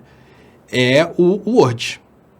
O Word me ajuda muito na ortografia. Deixa eu agradecer aqui um superchat que passou correndo aqui. Iva de Souza, que manda um DKK 20, que eu não sei o que significa o DKK, né? Não sei todas as moedas do mundo, mas eu agradeço de coração a ajuda e lembro vocês podem ajudar meu trabalho também através de transferências para as contas que estão aí. E tem PayPal também. Quem estiver fora do Brasil quiser ajudar meu trabalho, você pode mandar uma ajuda pelo PayPal, que está aí também nas descrições desse vídeo. PayPal aceita cartão de crédito, então quem quiser me ajudar através do cartão de crédito, existe essa possibilidade. Então, olha o que é importante, pessoal, que eu tô chamando a atenção, Elizabeth Mukden. Eu venho da área de tecnologia, trabalhei com comunicação social como técnico, trabalhava na Quimera Filmes como técnico do Elvésio Raton, já ajudei o Elvésio em muitas coisas. Eu trabalhei antes aqui na cidade de Ponte Nova como técnico de um provedor de internet, técnico da Interponte. Eu era o Interponte na época era do Mauro, aqui em Ponte Nova, e eu era o responsável técnico por ligar os fios e fazer as instalações. Eu tô falando com vocês esse percurso técnico meu para dizer uma coisa bem simples. Nada disso me pedia o domínio da língua culta. Nada disso. Quando eu comecei a realmente querer focar no jornalismo, eu fiz uma pós-graduação em jornalismo político, uma pós-graduação em língua portuguesa e falo, mesmo depois de 2 pós-graduações relacionadas à comunicação, eu ainda erro muito a língua culta. E aí eu te falo um outro motivo que pode levar pessoas a errarem esse tipo de coisa. Por exemplo, você está estudando outras línguas, o cara está lá se esforçando, né? Porque hoje a gente tem uma situação que ele está entregando o Brasil para todo mundo. Ele está se esforçando, por exemplo, para aprender o espanhol. Ali ele vai, escreve uma determinada palavra em espanhol, porque a cabeça está fritando. Pode acontecer.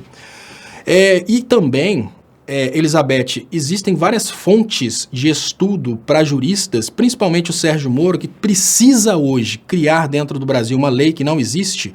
Ou seja, o Sérgio Moro precisa convencer os brasileiros que existe uma lei de punição que, na verdade, ela não existe no Brasil. Então, o que eles fazem? Eles ficam procurando fontes internacionais de direito. Aí eles vão procurar livros italianos, livros espanhóis e tal. Então, aí ele traz coisas como colheita de provas. Essa parte relacionada a conja, esses tropeços na dicção do Moro, estão mais relacionados à questão biológica, né? Porque o Moro é, sem dúvidas, esse cruzamento de ser humano com pato, cruzamento de ser humano com marreco.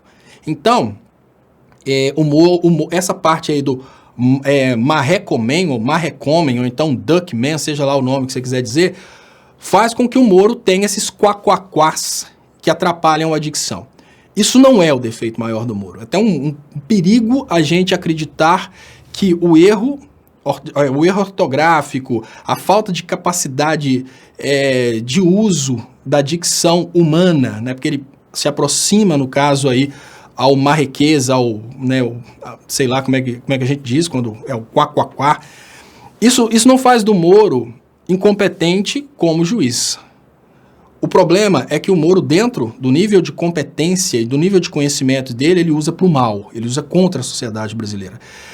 É um erro muito grande a gente imaginar que o Moro não tem inteligência, é um erro muito grande a gente imaginar que o Moro é pouco, em termos intelectuais. O cara foi o escolhido para destruir nossa economia, o que significa que ele é muito.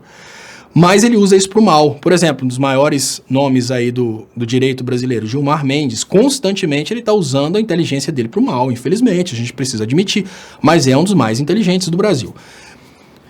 Essa questão aí do uso correto da língua portuguesa, isso tem sido bem ignorado pelos, assim, pelo menos no passado, hoje nem tanto, mas era muito ignorado pelos concursos. Por quê?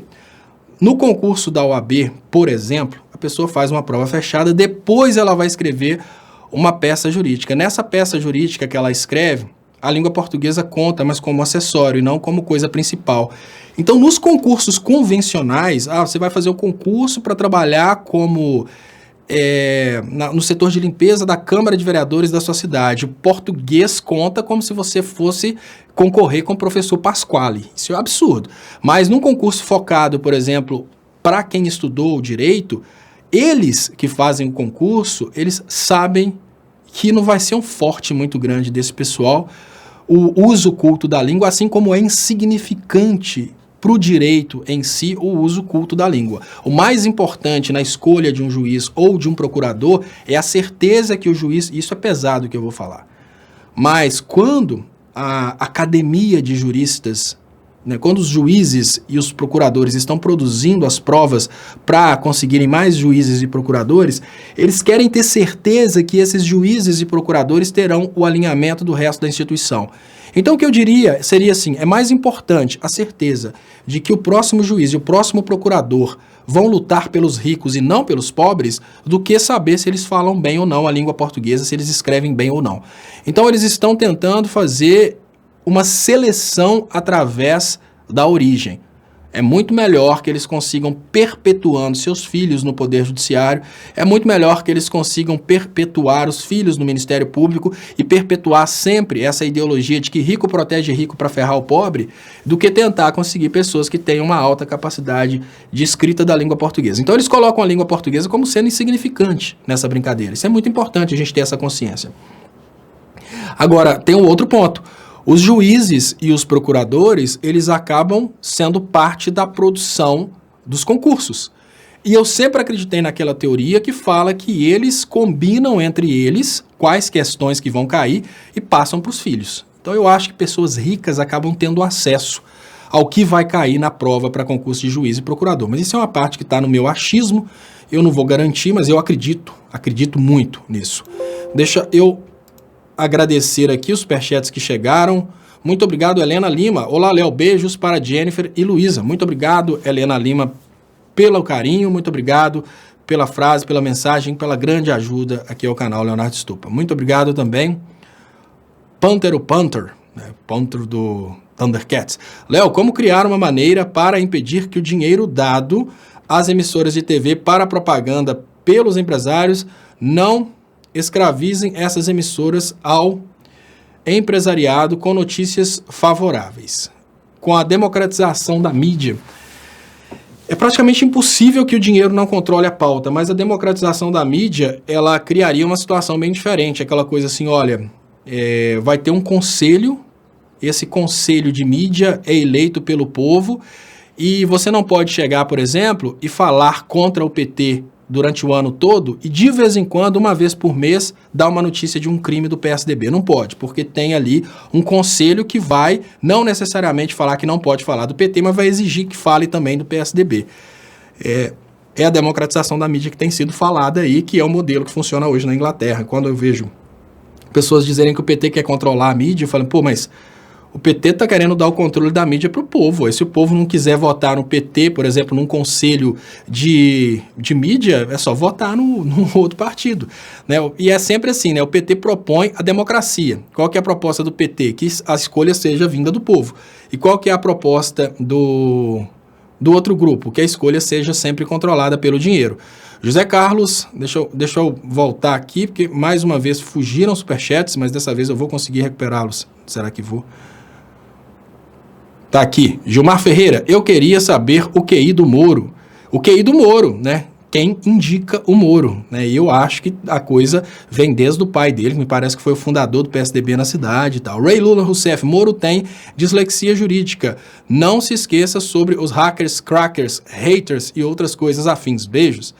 E aqui também tem Marcelo Cronin. O Cunha é um exemplo de inteligência para o mal. Exatamente, o Cunha é um exemplo de inteligência para o mal. José Carlos Medeiros. Nossa, esquerda pode perder o bonde da história em não assumir o nacionalismo.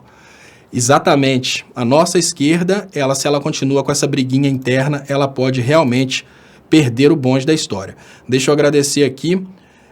Cristina Naufel. Pior do que os erros ortográficos do Moro é o erro moral. Este comete contra o Brasil. Muito obrigado, Cristina. Exatamente.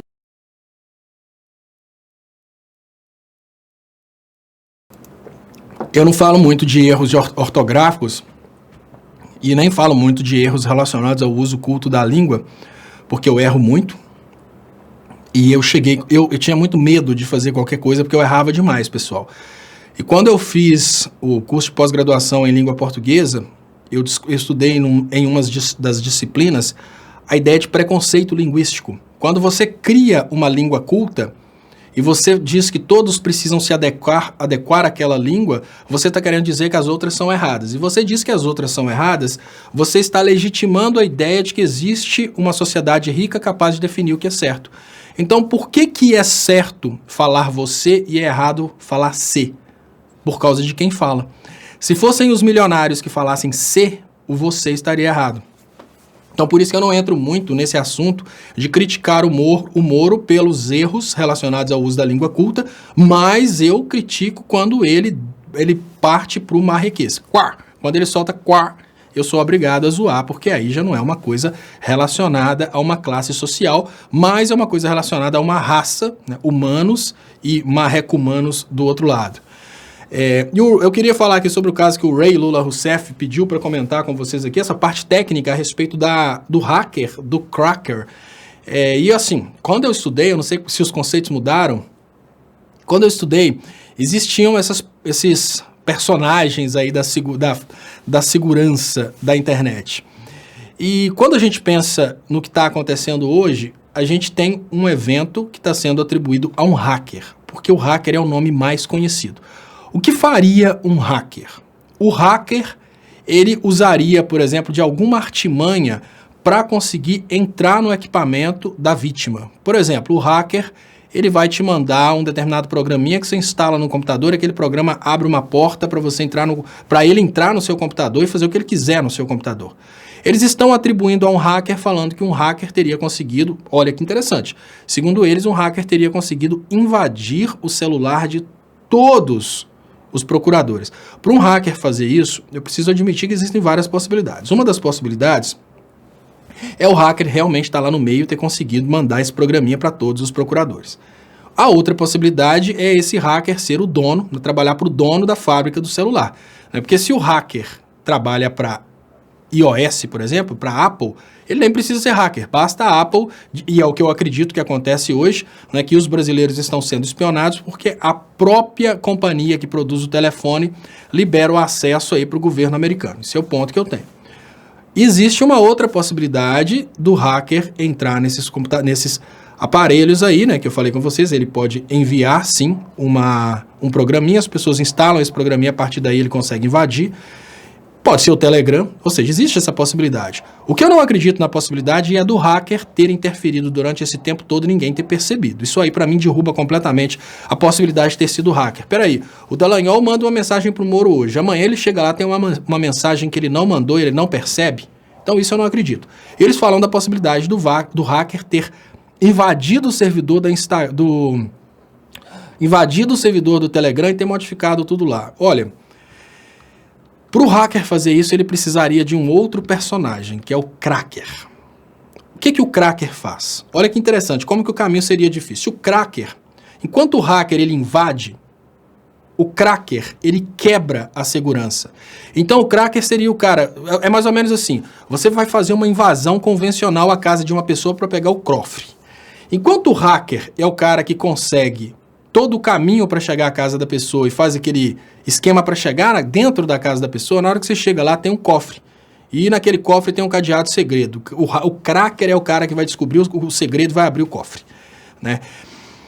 Por que eu acho que é completamente impossível essa ideia que eles estão falando aí de que seria um hacker? Por quê?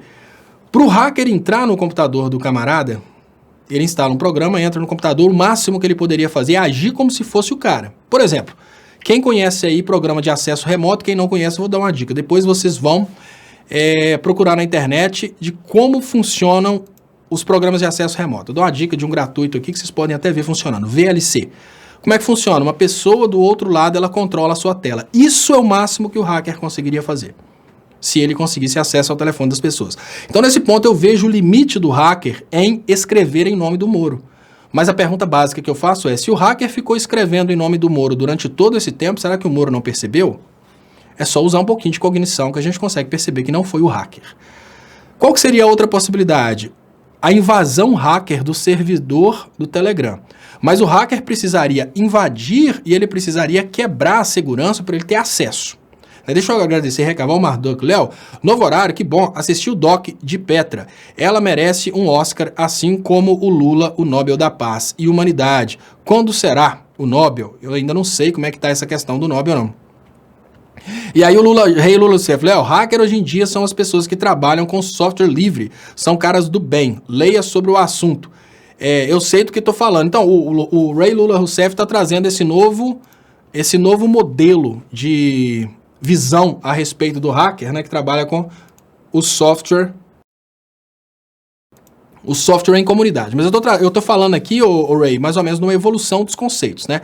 Então, quando o hacker nasceu como sendo aquele cara que entrava malignamente no computador dos outros. Hoje, um hacker, após ele mostrar esse dom de entrar no computador dos outros, ele normalmente é convidado para trabalhar no sistema de segurança das empresas. Mas vamos pensar como que eles estão tecendo as teorias, né? O hacker teria invadido, então, o servidor do Telegram. Chegando ao servidor do Telegram, eles teriam acesso... Imagina o seguinte, pensem. O hacker teria acesso a um banco de dados desorganizado, porque a organização do banco de dados, obviamente, ela só é acessível ao dono do banco de dados por causa de uma simples coisa chamada criptografia. Então, o hacker teria acesso a um banco de dados. Esse banco de dados tem todas as conversas arquivadas pelo Telegram. E o Telegram só arquiva as conversas que as pessoas mandam para a nuvem. Então, imagine que eles tiveram acesso à nuvem do Telegram e ali eles tiveram acesso a todas as pessoas que conversam pelo Telegram. Primeiro desafio do hacker no servidor do Telegram, achar ali no meio de todas as conversas, quais conversas que são dos procuradores e do Moro. Então, pergunta básica que eu faço para vocês. Se eu solto vocês numa capital do tamanho de São Paulo e falo dentro de São Paulo, em alguma rua de São Paulo, vocês vão encontrar o Sérgio Moro passeando, tomando chimarrão com Paulo Pimenta. Paulo Pimenta gosta de um chimarrão. Vocês acham que vocês vão conseguir, dentro da cidade de São Paulo, sem uma referência maior, encontrar o Paulo Pimenta tomando chimarrão com o Sérgio Moro? Não. E é isso que é o banco de dados, onde eles falam que o hacker alterou. Um mundo de informações que somente o Telegram tem acesso de qual o endereço exato das informações relacionadas aos procuradores e ao Sérgio Moro. Isso é um ponto, né, que eu estou trazendo para vocês, né, das dificuldades. Antes que fujam, deixa eu agradecer aqui os superchats. Léo Santana. Léo, eles são tão idiotas que afirmam categoricamente que crackers são do bem porque alguns poucos estão tentando ajudar a difamar o Glenn. Crackers são criminosos, mas como os estão ajudando, né? Pantro Panther. Léo, Bolsonaro está infiltrado em grupos de categorais de trabalho, servidores de órgãos de segurança e outros órgãos para fazer lobby para Bolsonaro e grupos militares que o apoiam. Como impedir? mostrando como que o Bolsonaro é prejudicial ao Brasil, né? Porque a gente não pode impedir que as pessoas formem uma livre convicção, mas a gente pode influenciar nessa livre convicção. Então, por exemplo, eu não posso impedir a Fátima Mafra que ela comece a apoiar o Bolsonaro, mas eu posso mostrar para ela que o Bolsonaro não é uma boa opção e ela mesma decide diferente. Obrigado, Fátima. Léo, fala do papel da esquerda aceitando aprovar reforma da Previdência contrariando a vontade do povo. Isso eu acho que a esquerda deveria, obviamente, lutar por um plebiscito a respeito da reforma da Previdência, até para não dizerem que a esquerda quer boicotar, né? Mas é uma coisa muito feia, Fátima, sem dúvidas, é uma coisa horrível. Mas eu estava falando sobre como eles estão distorcendo essa questão de hacker, cracker, seja lá o que for, porque, olha, os conceitos, eles são os mesmos. Uma pessoa pode hackear para o bem. Se houve um hackeamento das informações do maior crime do Poder Judiciário de todos os tempos, esse hacker é do bem. Por quê? Qual foi a intenção do hacker? Mostrar para a sociedade que existe uma podridão. Aí vamos imaginar que conseguiram hackear e pegar os dados. Aí entrou o trabalho do cracker, que é o cara que vai pegar os dados criptografados e vai quebrar a criptografia para que sejam acessíveis aos comuns. Se esse cara craqueou um material para roubar um banco, ele é um cracker do mal. Agora, se esse cara craqueou um material para desvendar o maior crime do Poder Judiciário da história do Brasil, esse camarada é do bem. Então eu acho que hoje tentar taxar as pessoas sem observar o contexto é isso que está perigoso. Porque olha só, imagina o seguinte, existe uma discussão muito grande a respeito das armas. Né? As armas não matam, quem mata é quem usa a arma, com certeza, quem mata é quem usa a arma. Mas eu nunca vi falar que você fizesse uma arma, por exemplo, para uma criança levar para a escola e estudar. Eu nunca vi falar que você fizesse uma arma para que essa arma proporcionasse o aumento aí da produção e com esse aumento da produção a fome acabasse no mundo. Não, as armas são produzidas para matar. Por mais que pessoas utilizem armas para acertar um alvo, para brincar de tiro ao alvo, a finalidade final dela é a morte. Porque a pessoa mira num alvo para na hora que for necessário mirar num ser humano. Mas vamos analisar a questão das armas, vamos analisar a questão do cara que matou o outro cara. Imagina que um policial tá vendo lá um bandido e o bandido vai, né, com a metralhadora, vai metralhar um monte de reféns. E esse policial consegue acertar a cabeça do bandido e salva ali um monte de reféns. O policial matou, mas a finalidade daquela morte foi uma finalidade nobre. Agora, imagina aquele camarada que pega uma arma, aponta para o outro porque o outro não quis entregar a carteira e mata. O cara matou assim como o policial matou, mas a finalidade da morte é uma finalidade bizarra e, obviamente, não nobre. O que eu estou querendo dizer? Que quando a gente pensa essa questão do que aconteceu, se o hacker invadiu realmente o sistema e trouxe dados para mostrar o maior crime do Poder Judiciário de todos os tempos, ele agiu como um policial que matou o bandido para evitar que o bandido matasse mais pessoas. Ele agiu, tudo bem, fazendo uma coisa que é questionável, mas numa causa não questionável. Então, se a gente teve depois da coleta de dados, um profissional cracker que craqueou o material, quebrou a criptografia e trouxe a público o maior crime do Poder Judiciário de todos os tempos, nós tivemos um ato cracker louvável. Se esse mesmo cracker usasse seu conhecimento para roubar um banco, isso seria um ato questionável.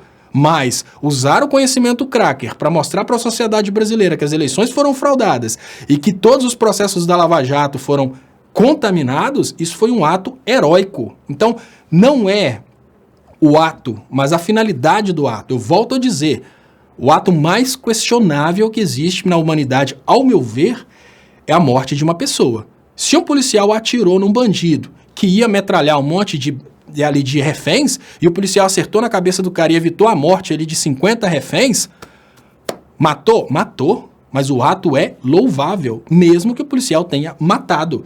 Agora, se um bandido matou uma vítima porque aquela vítima não quis entregar a carteira, esse ato é plenamente questionável. Os dois, tanto o policial quanto o bandido, mataram. Mas, de um lado, a gente tem alguém que matou por uma causa nobre, do outro, alguém que matou por uma causa completamente bizarra, e eu imagino que ninguém vai querer punir o policial, vai considerar o policial um herói. Assim como todo mundo vai querer punir o bandido, vai considerar, obviamente, aquele bandido ali um cara que tem que pagar pelo que ele fez. Então, nesse ponto eu falo, o detalhe é que está se focando demais no que foi feito. Ah, quebrou a criptografia, seja lá o que aconteceu. Estão tentando criar a ideia de que existe um erro naquilo que é verdadeiramente nobre. Ou seja, a direita hipócrita, ela repete exatamente aquilo que ela critica. A direita hipócrita, que critica quando se questiona o ato de um policial que matou um bandido, ela nesse momento está questionando o ato de um jornalismo que está mostrando que houve um crime. Como que ela está questionando? Querendo imputar sobre os jornalistas um crime por ter mostrado o crime. Da mesma forma que a direita hipócrita critica uma crítica ao policial que matou o bandido, a direita hipócrita hoje está criando críticas contra o jornalismo que mostrou o crime. Então, vamos cair na real, né? É a maior contradição da história dos eleitores do Bolsonaro, porque os eleitores do Bolsonaro, eles estão constantemente falando, peraí, o policial lá matou o bandido, vocês estão do lado do bandido? Não, ninguém nunca esteve do lado do bandido. As pessoas estavam do lado de apurar os fatos. Ah, mas aquela pessoa que morreu lá era bandido, ela tinha que morrer mesmo, vocês estão ficando do lado do bandido. Mas peraí, esses fatos que foram trazidos a público, eles demonstram o maior crime do Poder Judiciário da história do Brasil, talvez da humanidade. Vocês estão ficando do lado dos criminosos e não querem que os fatos sejam trazidos a público? Isso é, infelizmente, os hipócritas do Brasil hoje. Eles estão ficando do lado dos criminosos e eles acham que quem está mostrando o crime é o verdadeiro criminoso. Assim como eles criticam quando se contesta o ato de um policial que matou um bandido. Vocês estão do lado do bandido e contra o policial. Aí vocês conseguem ver como que a ideologia é capaz de corroer a cabeça da pessoa e levar a pessoa para contradições bizarras. O mesmo cara, quando a ideologia fala mais alto, ele se torna um cara apoiador da bandidagem, um cara que quer esconder a bandidagem, um cara que faz parte da bandidagem. Então, o Ray, o que eu estou querendo dizer aqui nesse momento aqui é o seguinte, o conceito, ele não necessariamente muda o ato. O que eu estou falando é o ato técnico. O ato técnico do hacker é o ato de adentrar num sistema dentro do qual ele não tem permissão. Isso é o ato técnico do hacker. O ato técnico do cracker é quebrar a proteção daquele sistema. Então, o hacker, ele consegue entrar no sistema, por exemplo, ele consegue invadir o seu computador e comandar o seu computador. O cracker, ele consegue pegar os seus dados criptografados e quebrar aqueles dados. Ah, não. O cracker, no caso, se houve um cracker, nesse caso do Glenn, ele quebrou dados criptografados para mostrar o maior esquema de crime do Poder Judiciário da história do Brasil. Isso é uma coisa plenamente boa para a população. Ah, não. O cracker entrou dentro do sistema do Banco do Brasil para transferir o dinheiro para a conta dele. Ah, isso aí é um cracker que, obviamente, está fazendo uma coisa contra a sociedade. Ah, o hacker conseguiu invadir o computador do Sérgio Moro e ali ele buscou todo um esquemão dos Estados Unidos para destruir a economia brasileira e expôs isso. Esse cracker é do bem. Mas se esse cracker encontrou se esse hacker encontrou essas informações e está usando essas informações para chantagear o Sérgio Moro, para enfiar dinheiro no bolso dele, esse hacker é do mal. Então aí a gente precisa ver a intenção da pessoa e quem gosta muito dessas coisas aí de ética, eu estou utilizando nesse momento a aplicação da ética kantiana, quem é da área da filosofia, eu estou aplicando aqui aquela ética que eu considero a ética mais consideravelmente importante para esse momento, que é a época de Immanuel Kant, a ética de Immanuel Kant, que é mais ou menos assim, você precisa olhar por detrás da intenção daquele personagem antes de simplesmente condenar aquele personagem. E olha, a ética de Immanuel Kant é a ética utilizada, por exemplo, nas leis penais brasileiras. Então vamos analisar as leis penais brasileiras. Se uma pessoa, veja bem, vamos imaginar que você tem um evento de um homicídio. No evento do homicídio, a pessoa pegou o revólver, apontou para outra, atirou e a outra morreu. Tem várias coisas que vão ser analisadas, isso à luz do Código Penal brasileiro, do Código de Processo Penal brasileiro. A primeira delas é, o que a pessoa fez?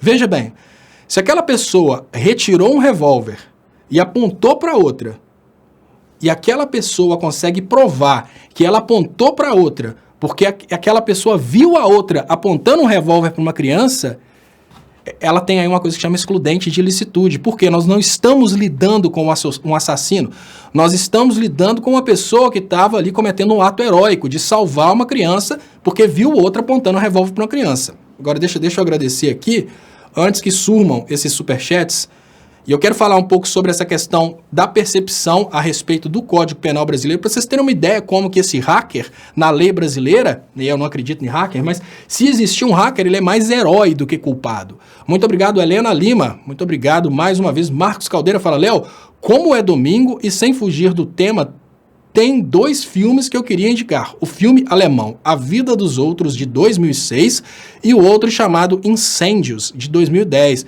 Parabéns pelo teu ótimo trabalho, conhecimento e a arte curam. Muito obrigado, Marcos Caldeira, pelas indicações. Então, aí 2 indicações, pessoal, do Marcos Caldeira, Vitor Santana. Léo, só para acabar com a dúvida, vou fazer a única comparação que é exata com Star Wars. Hacker seria o Jedi, enquanto o Cracker seria o Sith. Exatamente isso. Hackers nunca foram maus. Muito obrigado, Vitor Santana. Recaval Mardoco. Léo, o Cracker que rouba um banco faz uma boa ação. Afinal, bancos roubam muita gente. Tá vendo? Oficialmente ficam impunes. É o Kraken Hood. Então, olha só que interessante. Aqui o Recaval Marduk trouxe para mim a fórmula para a continuidade do que eu estava falando. A teoria ética kantiana, ela parte pelo que está na intenção das pessoas. Então, veja bem, qual que é a diferença do Robin Hood para o Gedel? A diferença do Robin Hood para o Gedel é a intenção por detrás do ato de roubar.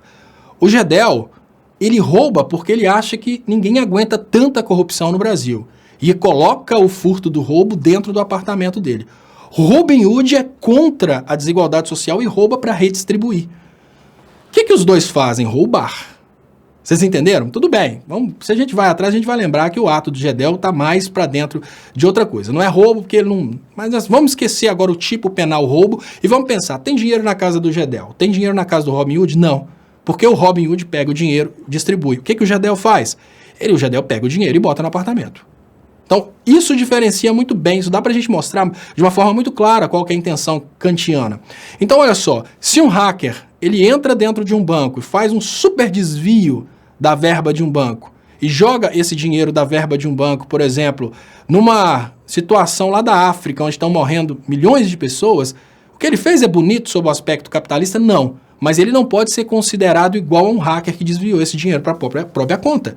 É bem diferente, o cara ficou puto com a falta de distribuição de renda, com as mortes das crianças, e ali ele pegou e usou o conhecimento dele, desenvolveu um esquema que ele mandou esse dinheiro todo para uma instituição que está cuidando das crianças que estão morrendo lá na África, por exemplo. Enquanto o outro ficou espertalhão e pegou todo aquele dinheiro e jogou na conta dele. Eu não vou falar que o primeiro fez uma coisa correta, porque isso acaba criando uma insegurança dentro do sistema financeiro, sistema capitalista. E essa insegurança pode colapsar o sistema. Então, economicamente falando, não é certa, mas em termos éticos e morais, o primeiro está muito acima do segundo. E eu estou falando isso porque é possível ter hacker do bem e hacker do mal, cracker do bem e cracker do mal. O que não é possível é querer dizer que se houve atuação de um hacker ou de um cracker, no caso Glenn, eles seriam do mal, porque eles estão mostrando para a sociedade um grande esquema de crime. E tentar ver maldade nessas pessoas, sendo que o que eles estão fazendo nesse momento é trazendo à tona um conluio do Poder Judiciário com o Ministério Público para destruir a democracia, para manipular eleições, isso está errado. Então deixa eu agradecer aqui, muito obrigado, Edivaldo Abreu. Ele fala, Léo, é necessário dominar a esquerda que votará a favor da reforma. Meu nome é Evaldo e não Edivaldo. Então, muito obrigado, Evaldo.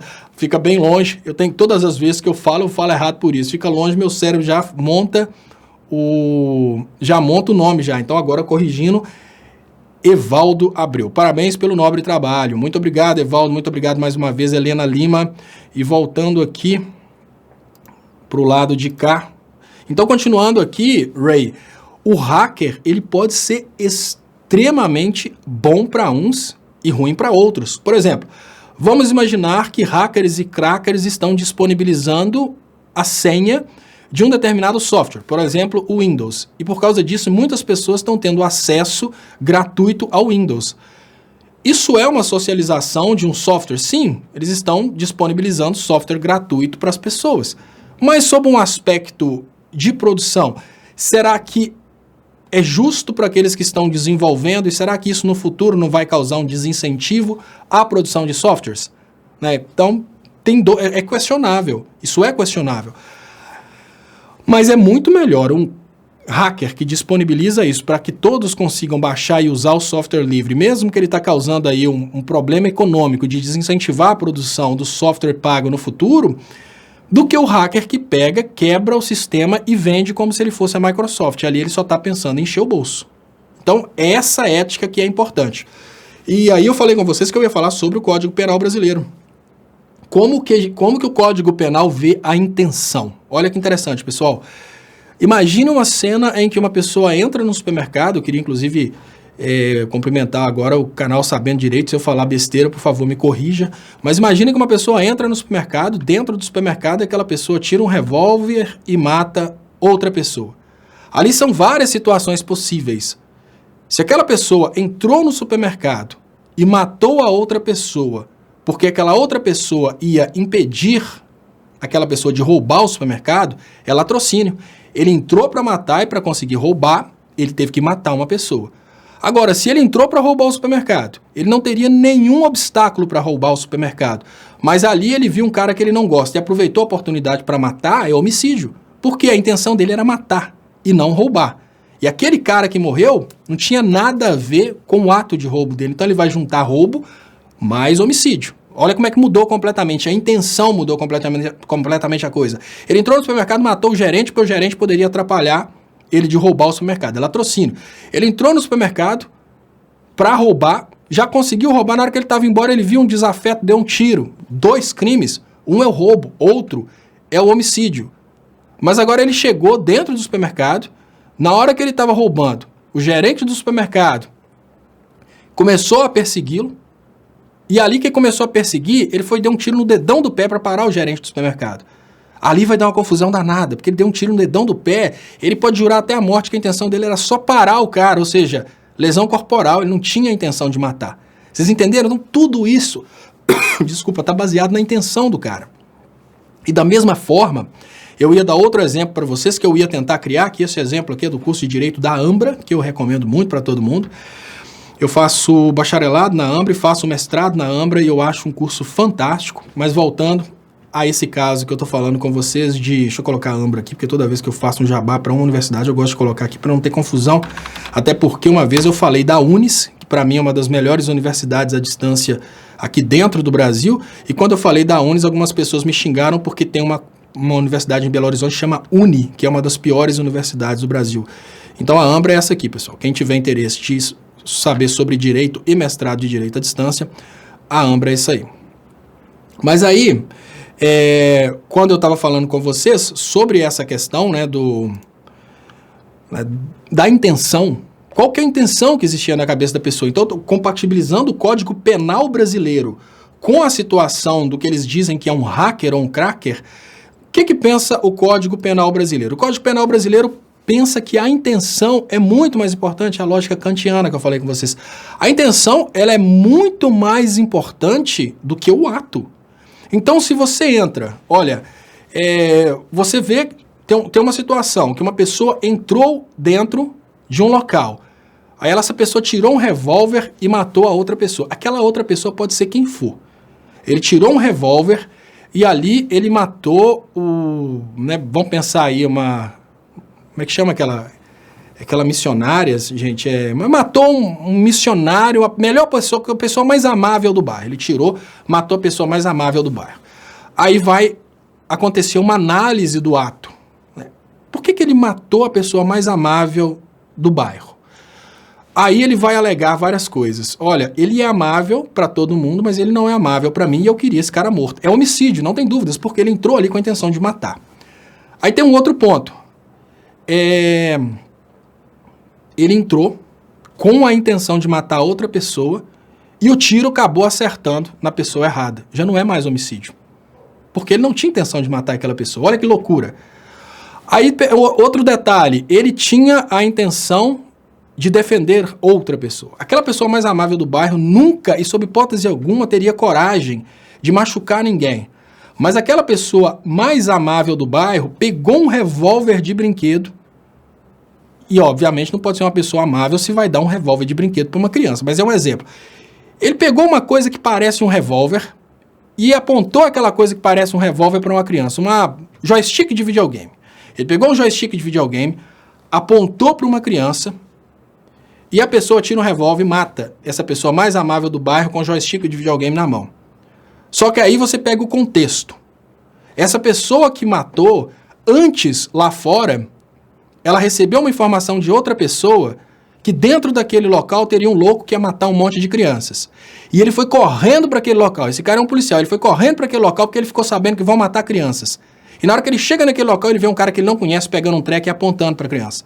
Aí ele prova por A mais B que apesar dele ter matado a pessoa mais amável do bairro, a intenção dele foi defender as crianças e ele teve uma informação que teria ali um extermínio de crianças. A intenção mudou completamente. E olha, pasmem, quem não é da área de direito, é isso que conta para o juiz e é isso que conta no julgamento. Como a intenção desse cara não foi matar, e se ele prova isso, deixa de ser o homicídio doloso, passa a ser o culposo e ele nem vai para o tribunal do júri. Por quê? Porque ele não tinha a intenção de matar. E agora eu pergunto para vocês, se a intenção, né, vamos pensar a partir do direito penal brasileiro, se a intenção, no final das contas, desses personagens envolvidos nesse evento era de desvendar o maior crime contra o Poder Judiciário brasileiro e contra o Estado Democrático de Direito brasileiro, em que direito eles estão buscando a possibilidade de condenar essas pessoas? Porque critica-se muito o hacker, critica-se muito o Glenn, mas em nenhum momento toca-se no assunto das intenções do hacker, que eu nem acredito que exista, e as intenções do Glenn. Toca-se sempre no ato criminoso, mas que ato criminoso é esse? Sendo que esse ato criminoso está desvendando o maior crime da nossa história. Esse é um ponto que a gente tem que refletir. Deixa eu agradecer Robson Almeida. Muito obrigado, Robson Almeida. Léo, conhece o curso 10 dias Vipassana? Ver as coisas como elas são. Ver como 100% da felicidade e tristeza está na próxima intenção. Ação boa ou ruim. Interessante, Robson Almeida. Muito obrigado pela dica. Então, eu imagino que deve ser aí uma aplicação da teoria de Immanuel Kant, né? Deixa eu agradecer aqui também. Césia Brito, Léo, às vezes você fica desanimado e isso me deixa preocupada, porque me baseio muito em suas análises. Gosto quando você está com pensamento positivo. Não podemos desacreditar em um futuro melhor, né? Beijos. Muito obrigado, Césia Brito. Desculpa, pessoal, às vezes eu realmente desmonto em termos de digamos que, esperança, mas depois eu volto aí mais feliz. Ellen Martins, Léo, se o hacker é criminoso ou não, eu não sei, mas que a obrigação legal e funcional da verdade é obrigação do juiz, né? É exatamente isso, porque o juiz no direito penal ele tem que procurar a verdade real e não construir a verdade de acordo com suas próprias intenções.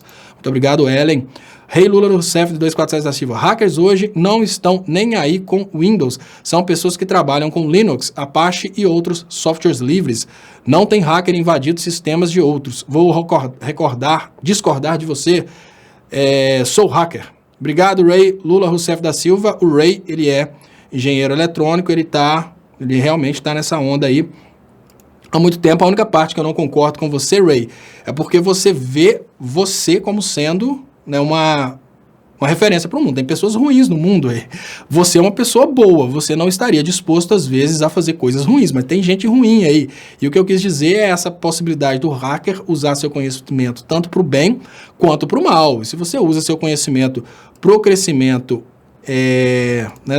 do acesso a softwares livres, você é uma pessoa boa, mas a gente tem que concordar que tem pessoas ruins também. Deixa eu ver aqui, Ellen.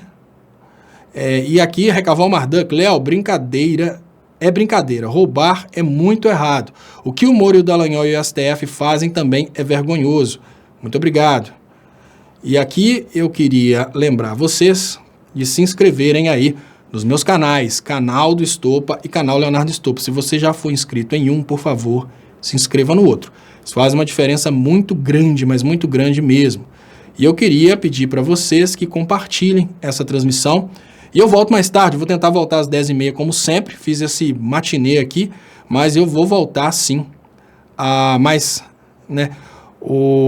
Eu volto aqui mais tarde. E deixa eu agradecer que chegou um superchat aqui antes da despedida, que é Cíntia Maria, muito obrigado, Cíntia, pelo superchat. Eu queria lembrar vocês que nas descrições desses vídeos, né, tanto no canal Leonardo Estopa como no canal do Estopa, existem contas bancárias nas quais você pode fazer uma transferência ou depósito para ajudar o meu trabalho. Então, muito obrigado a todos vocês pelas ajudas e muito mais. E aqui eu queria observar aqui, tem um colega falando aqui, que é o Capitão Barbosa. Atenção, João Leonardo, vá para Cuba.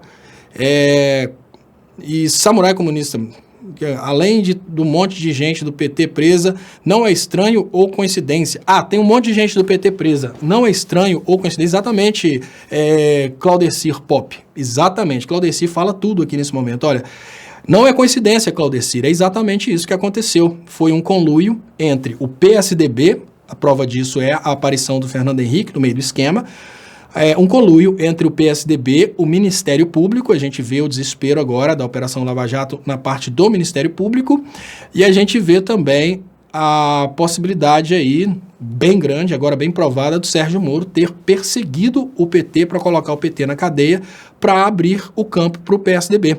Então, essa percepção sua, ela é plenamente correta, né? Não é coincidência, não é coincidência, várias pessoas do PT presas.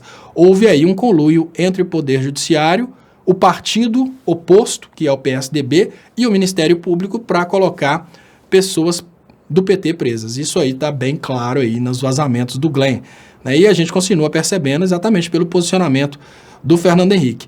E o Capitão Barbosa, que nesse momento manda o João Leonardo para Cuba, e eu peço, não faça isso, estenda a oferta e mande também uma passagem para o Leonardo Estopa, que adoraria ter essa oportunidade aí de ir passear em Cuba. André Soares, Léo, parabéns, seu futuro será brilhante. Eu vejo isso. Muito obrigado, André Soares. Então, pessoal, muito obrigado mais uma vez pelas participações de vocês.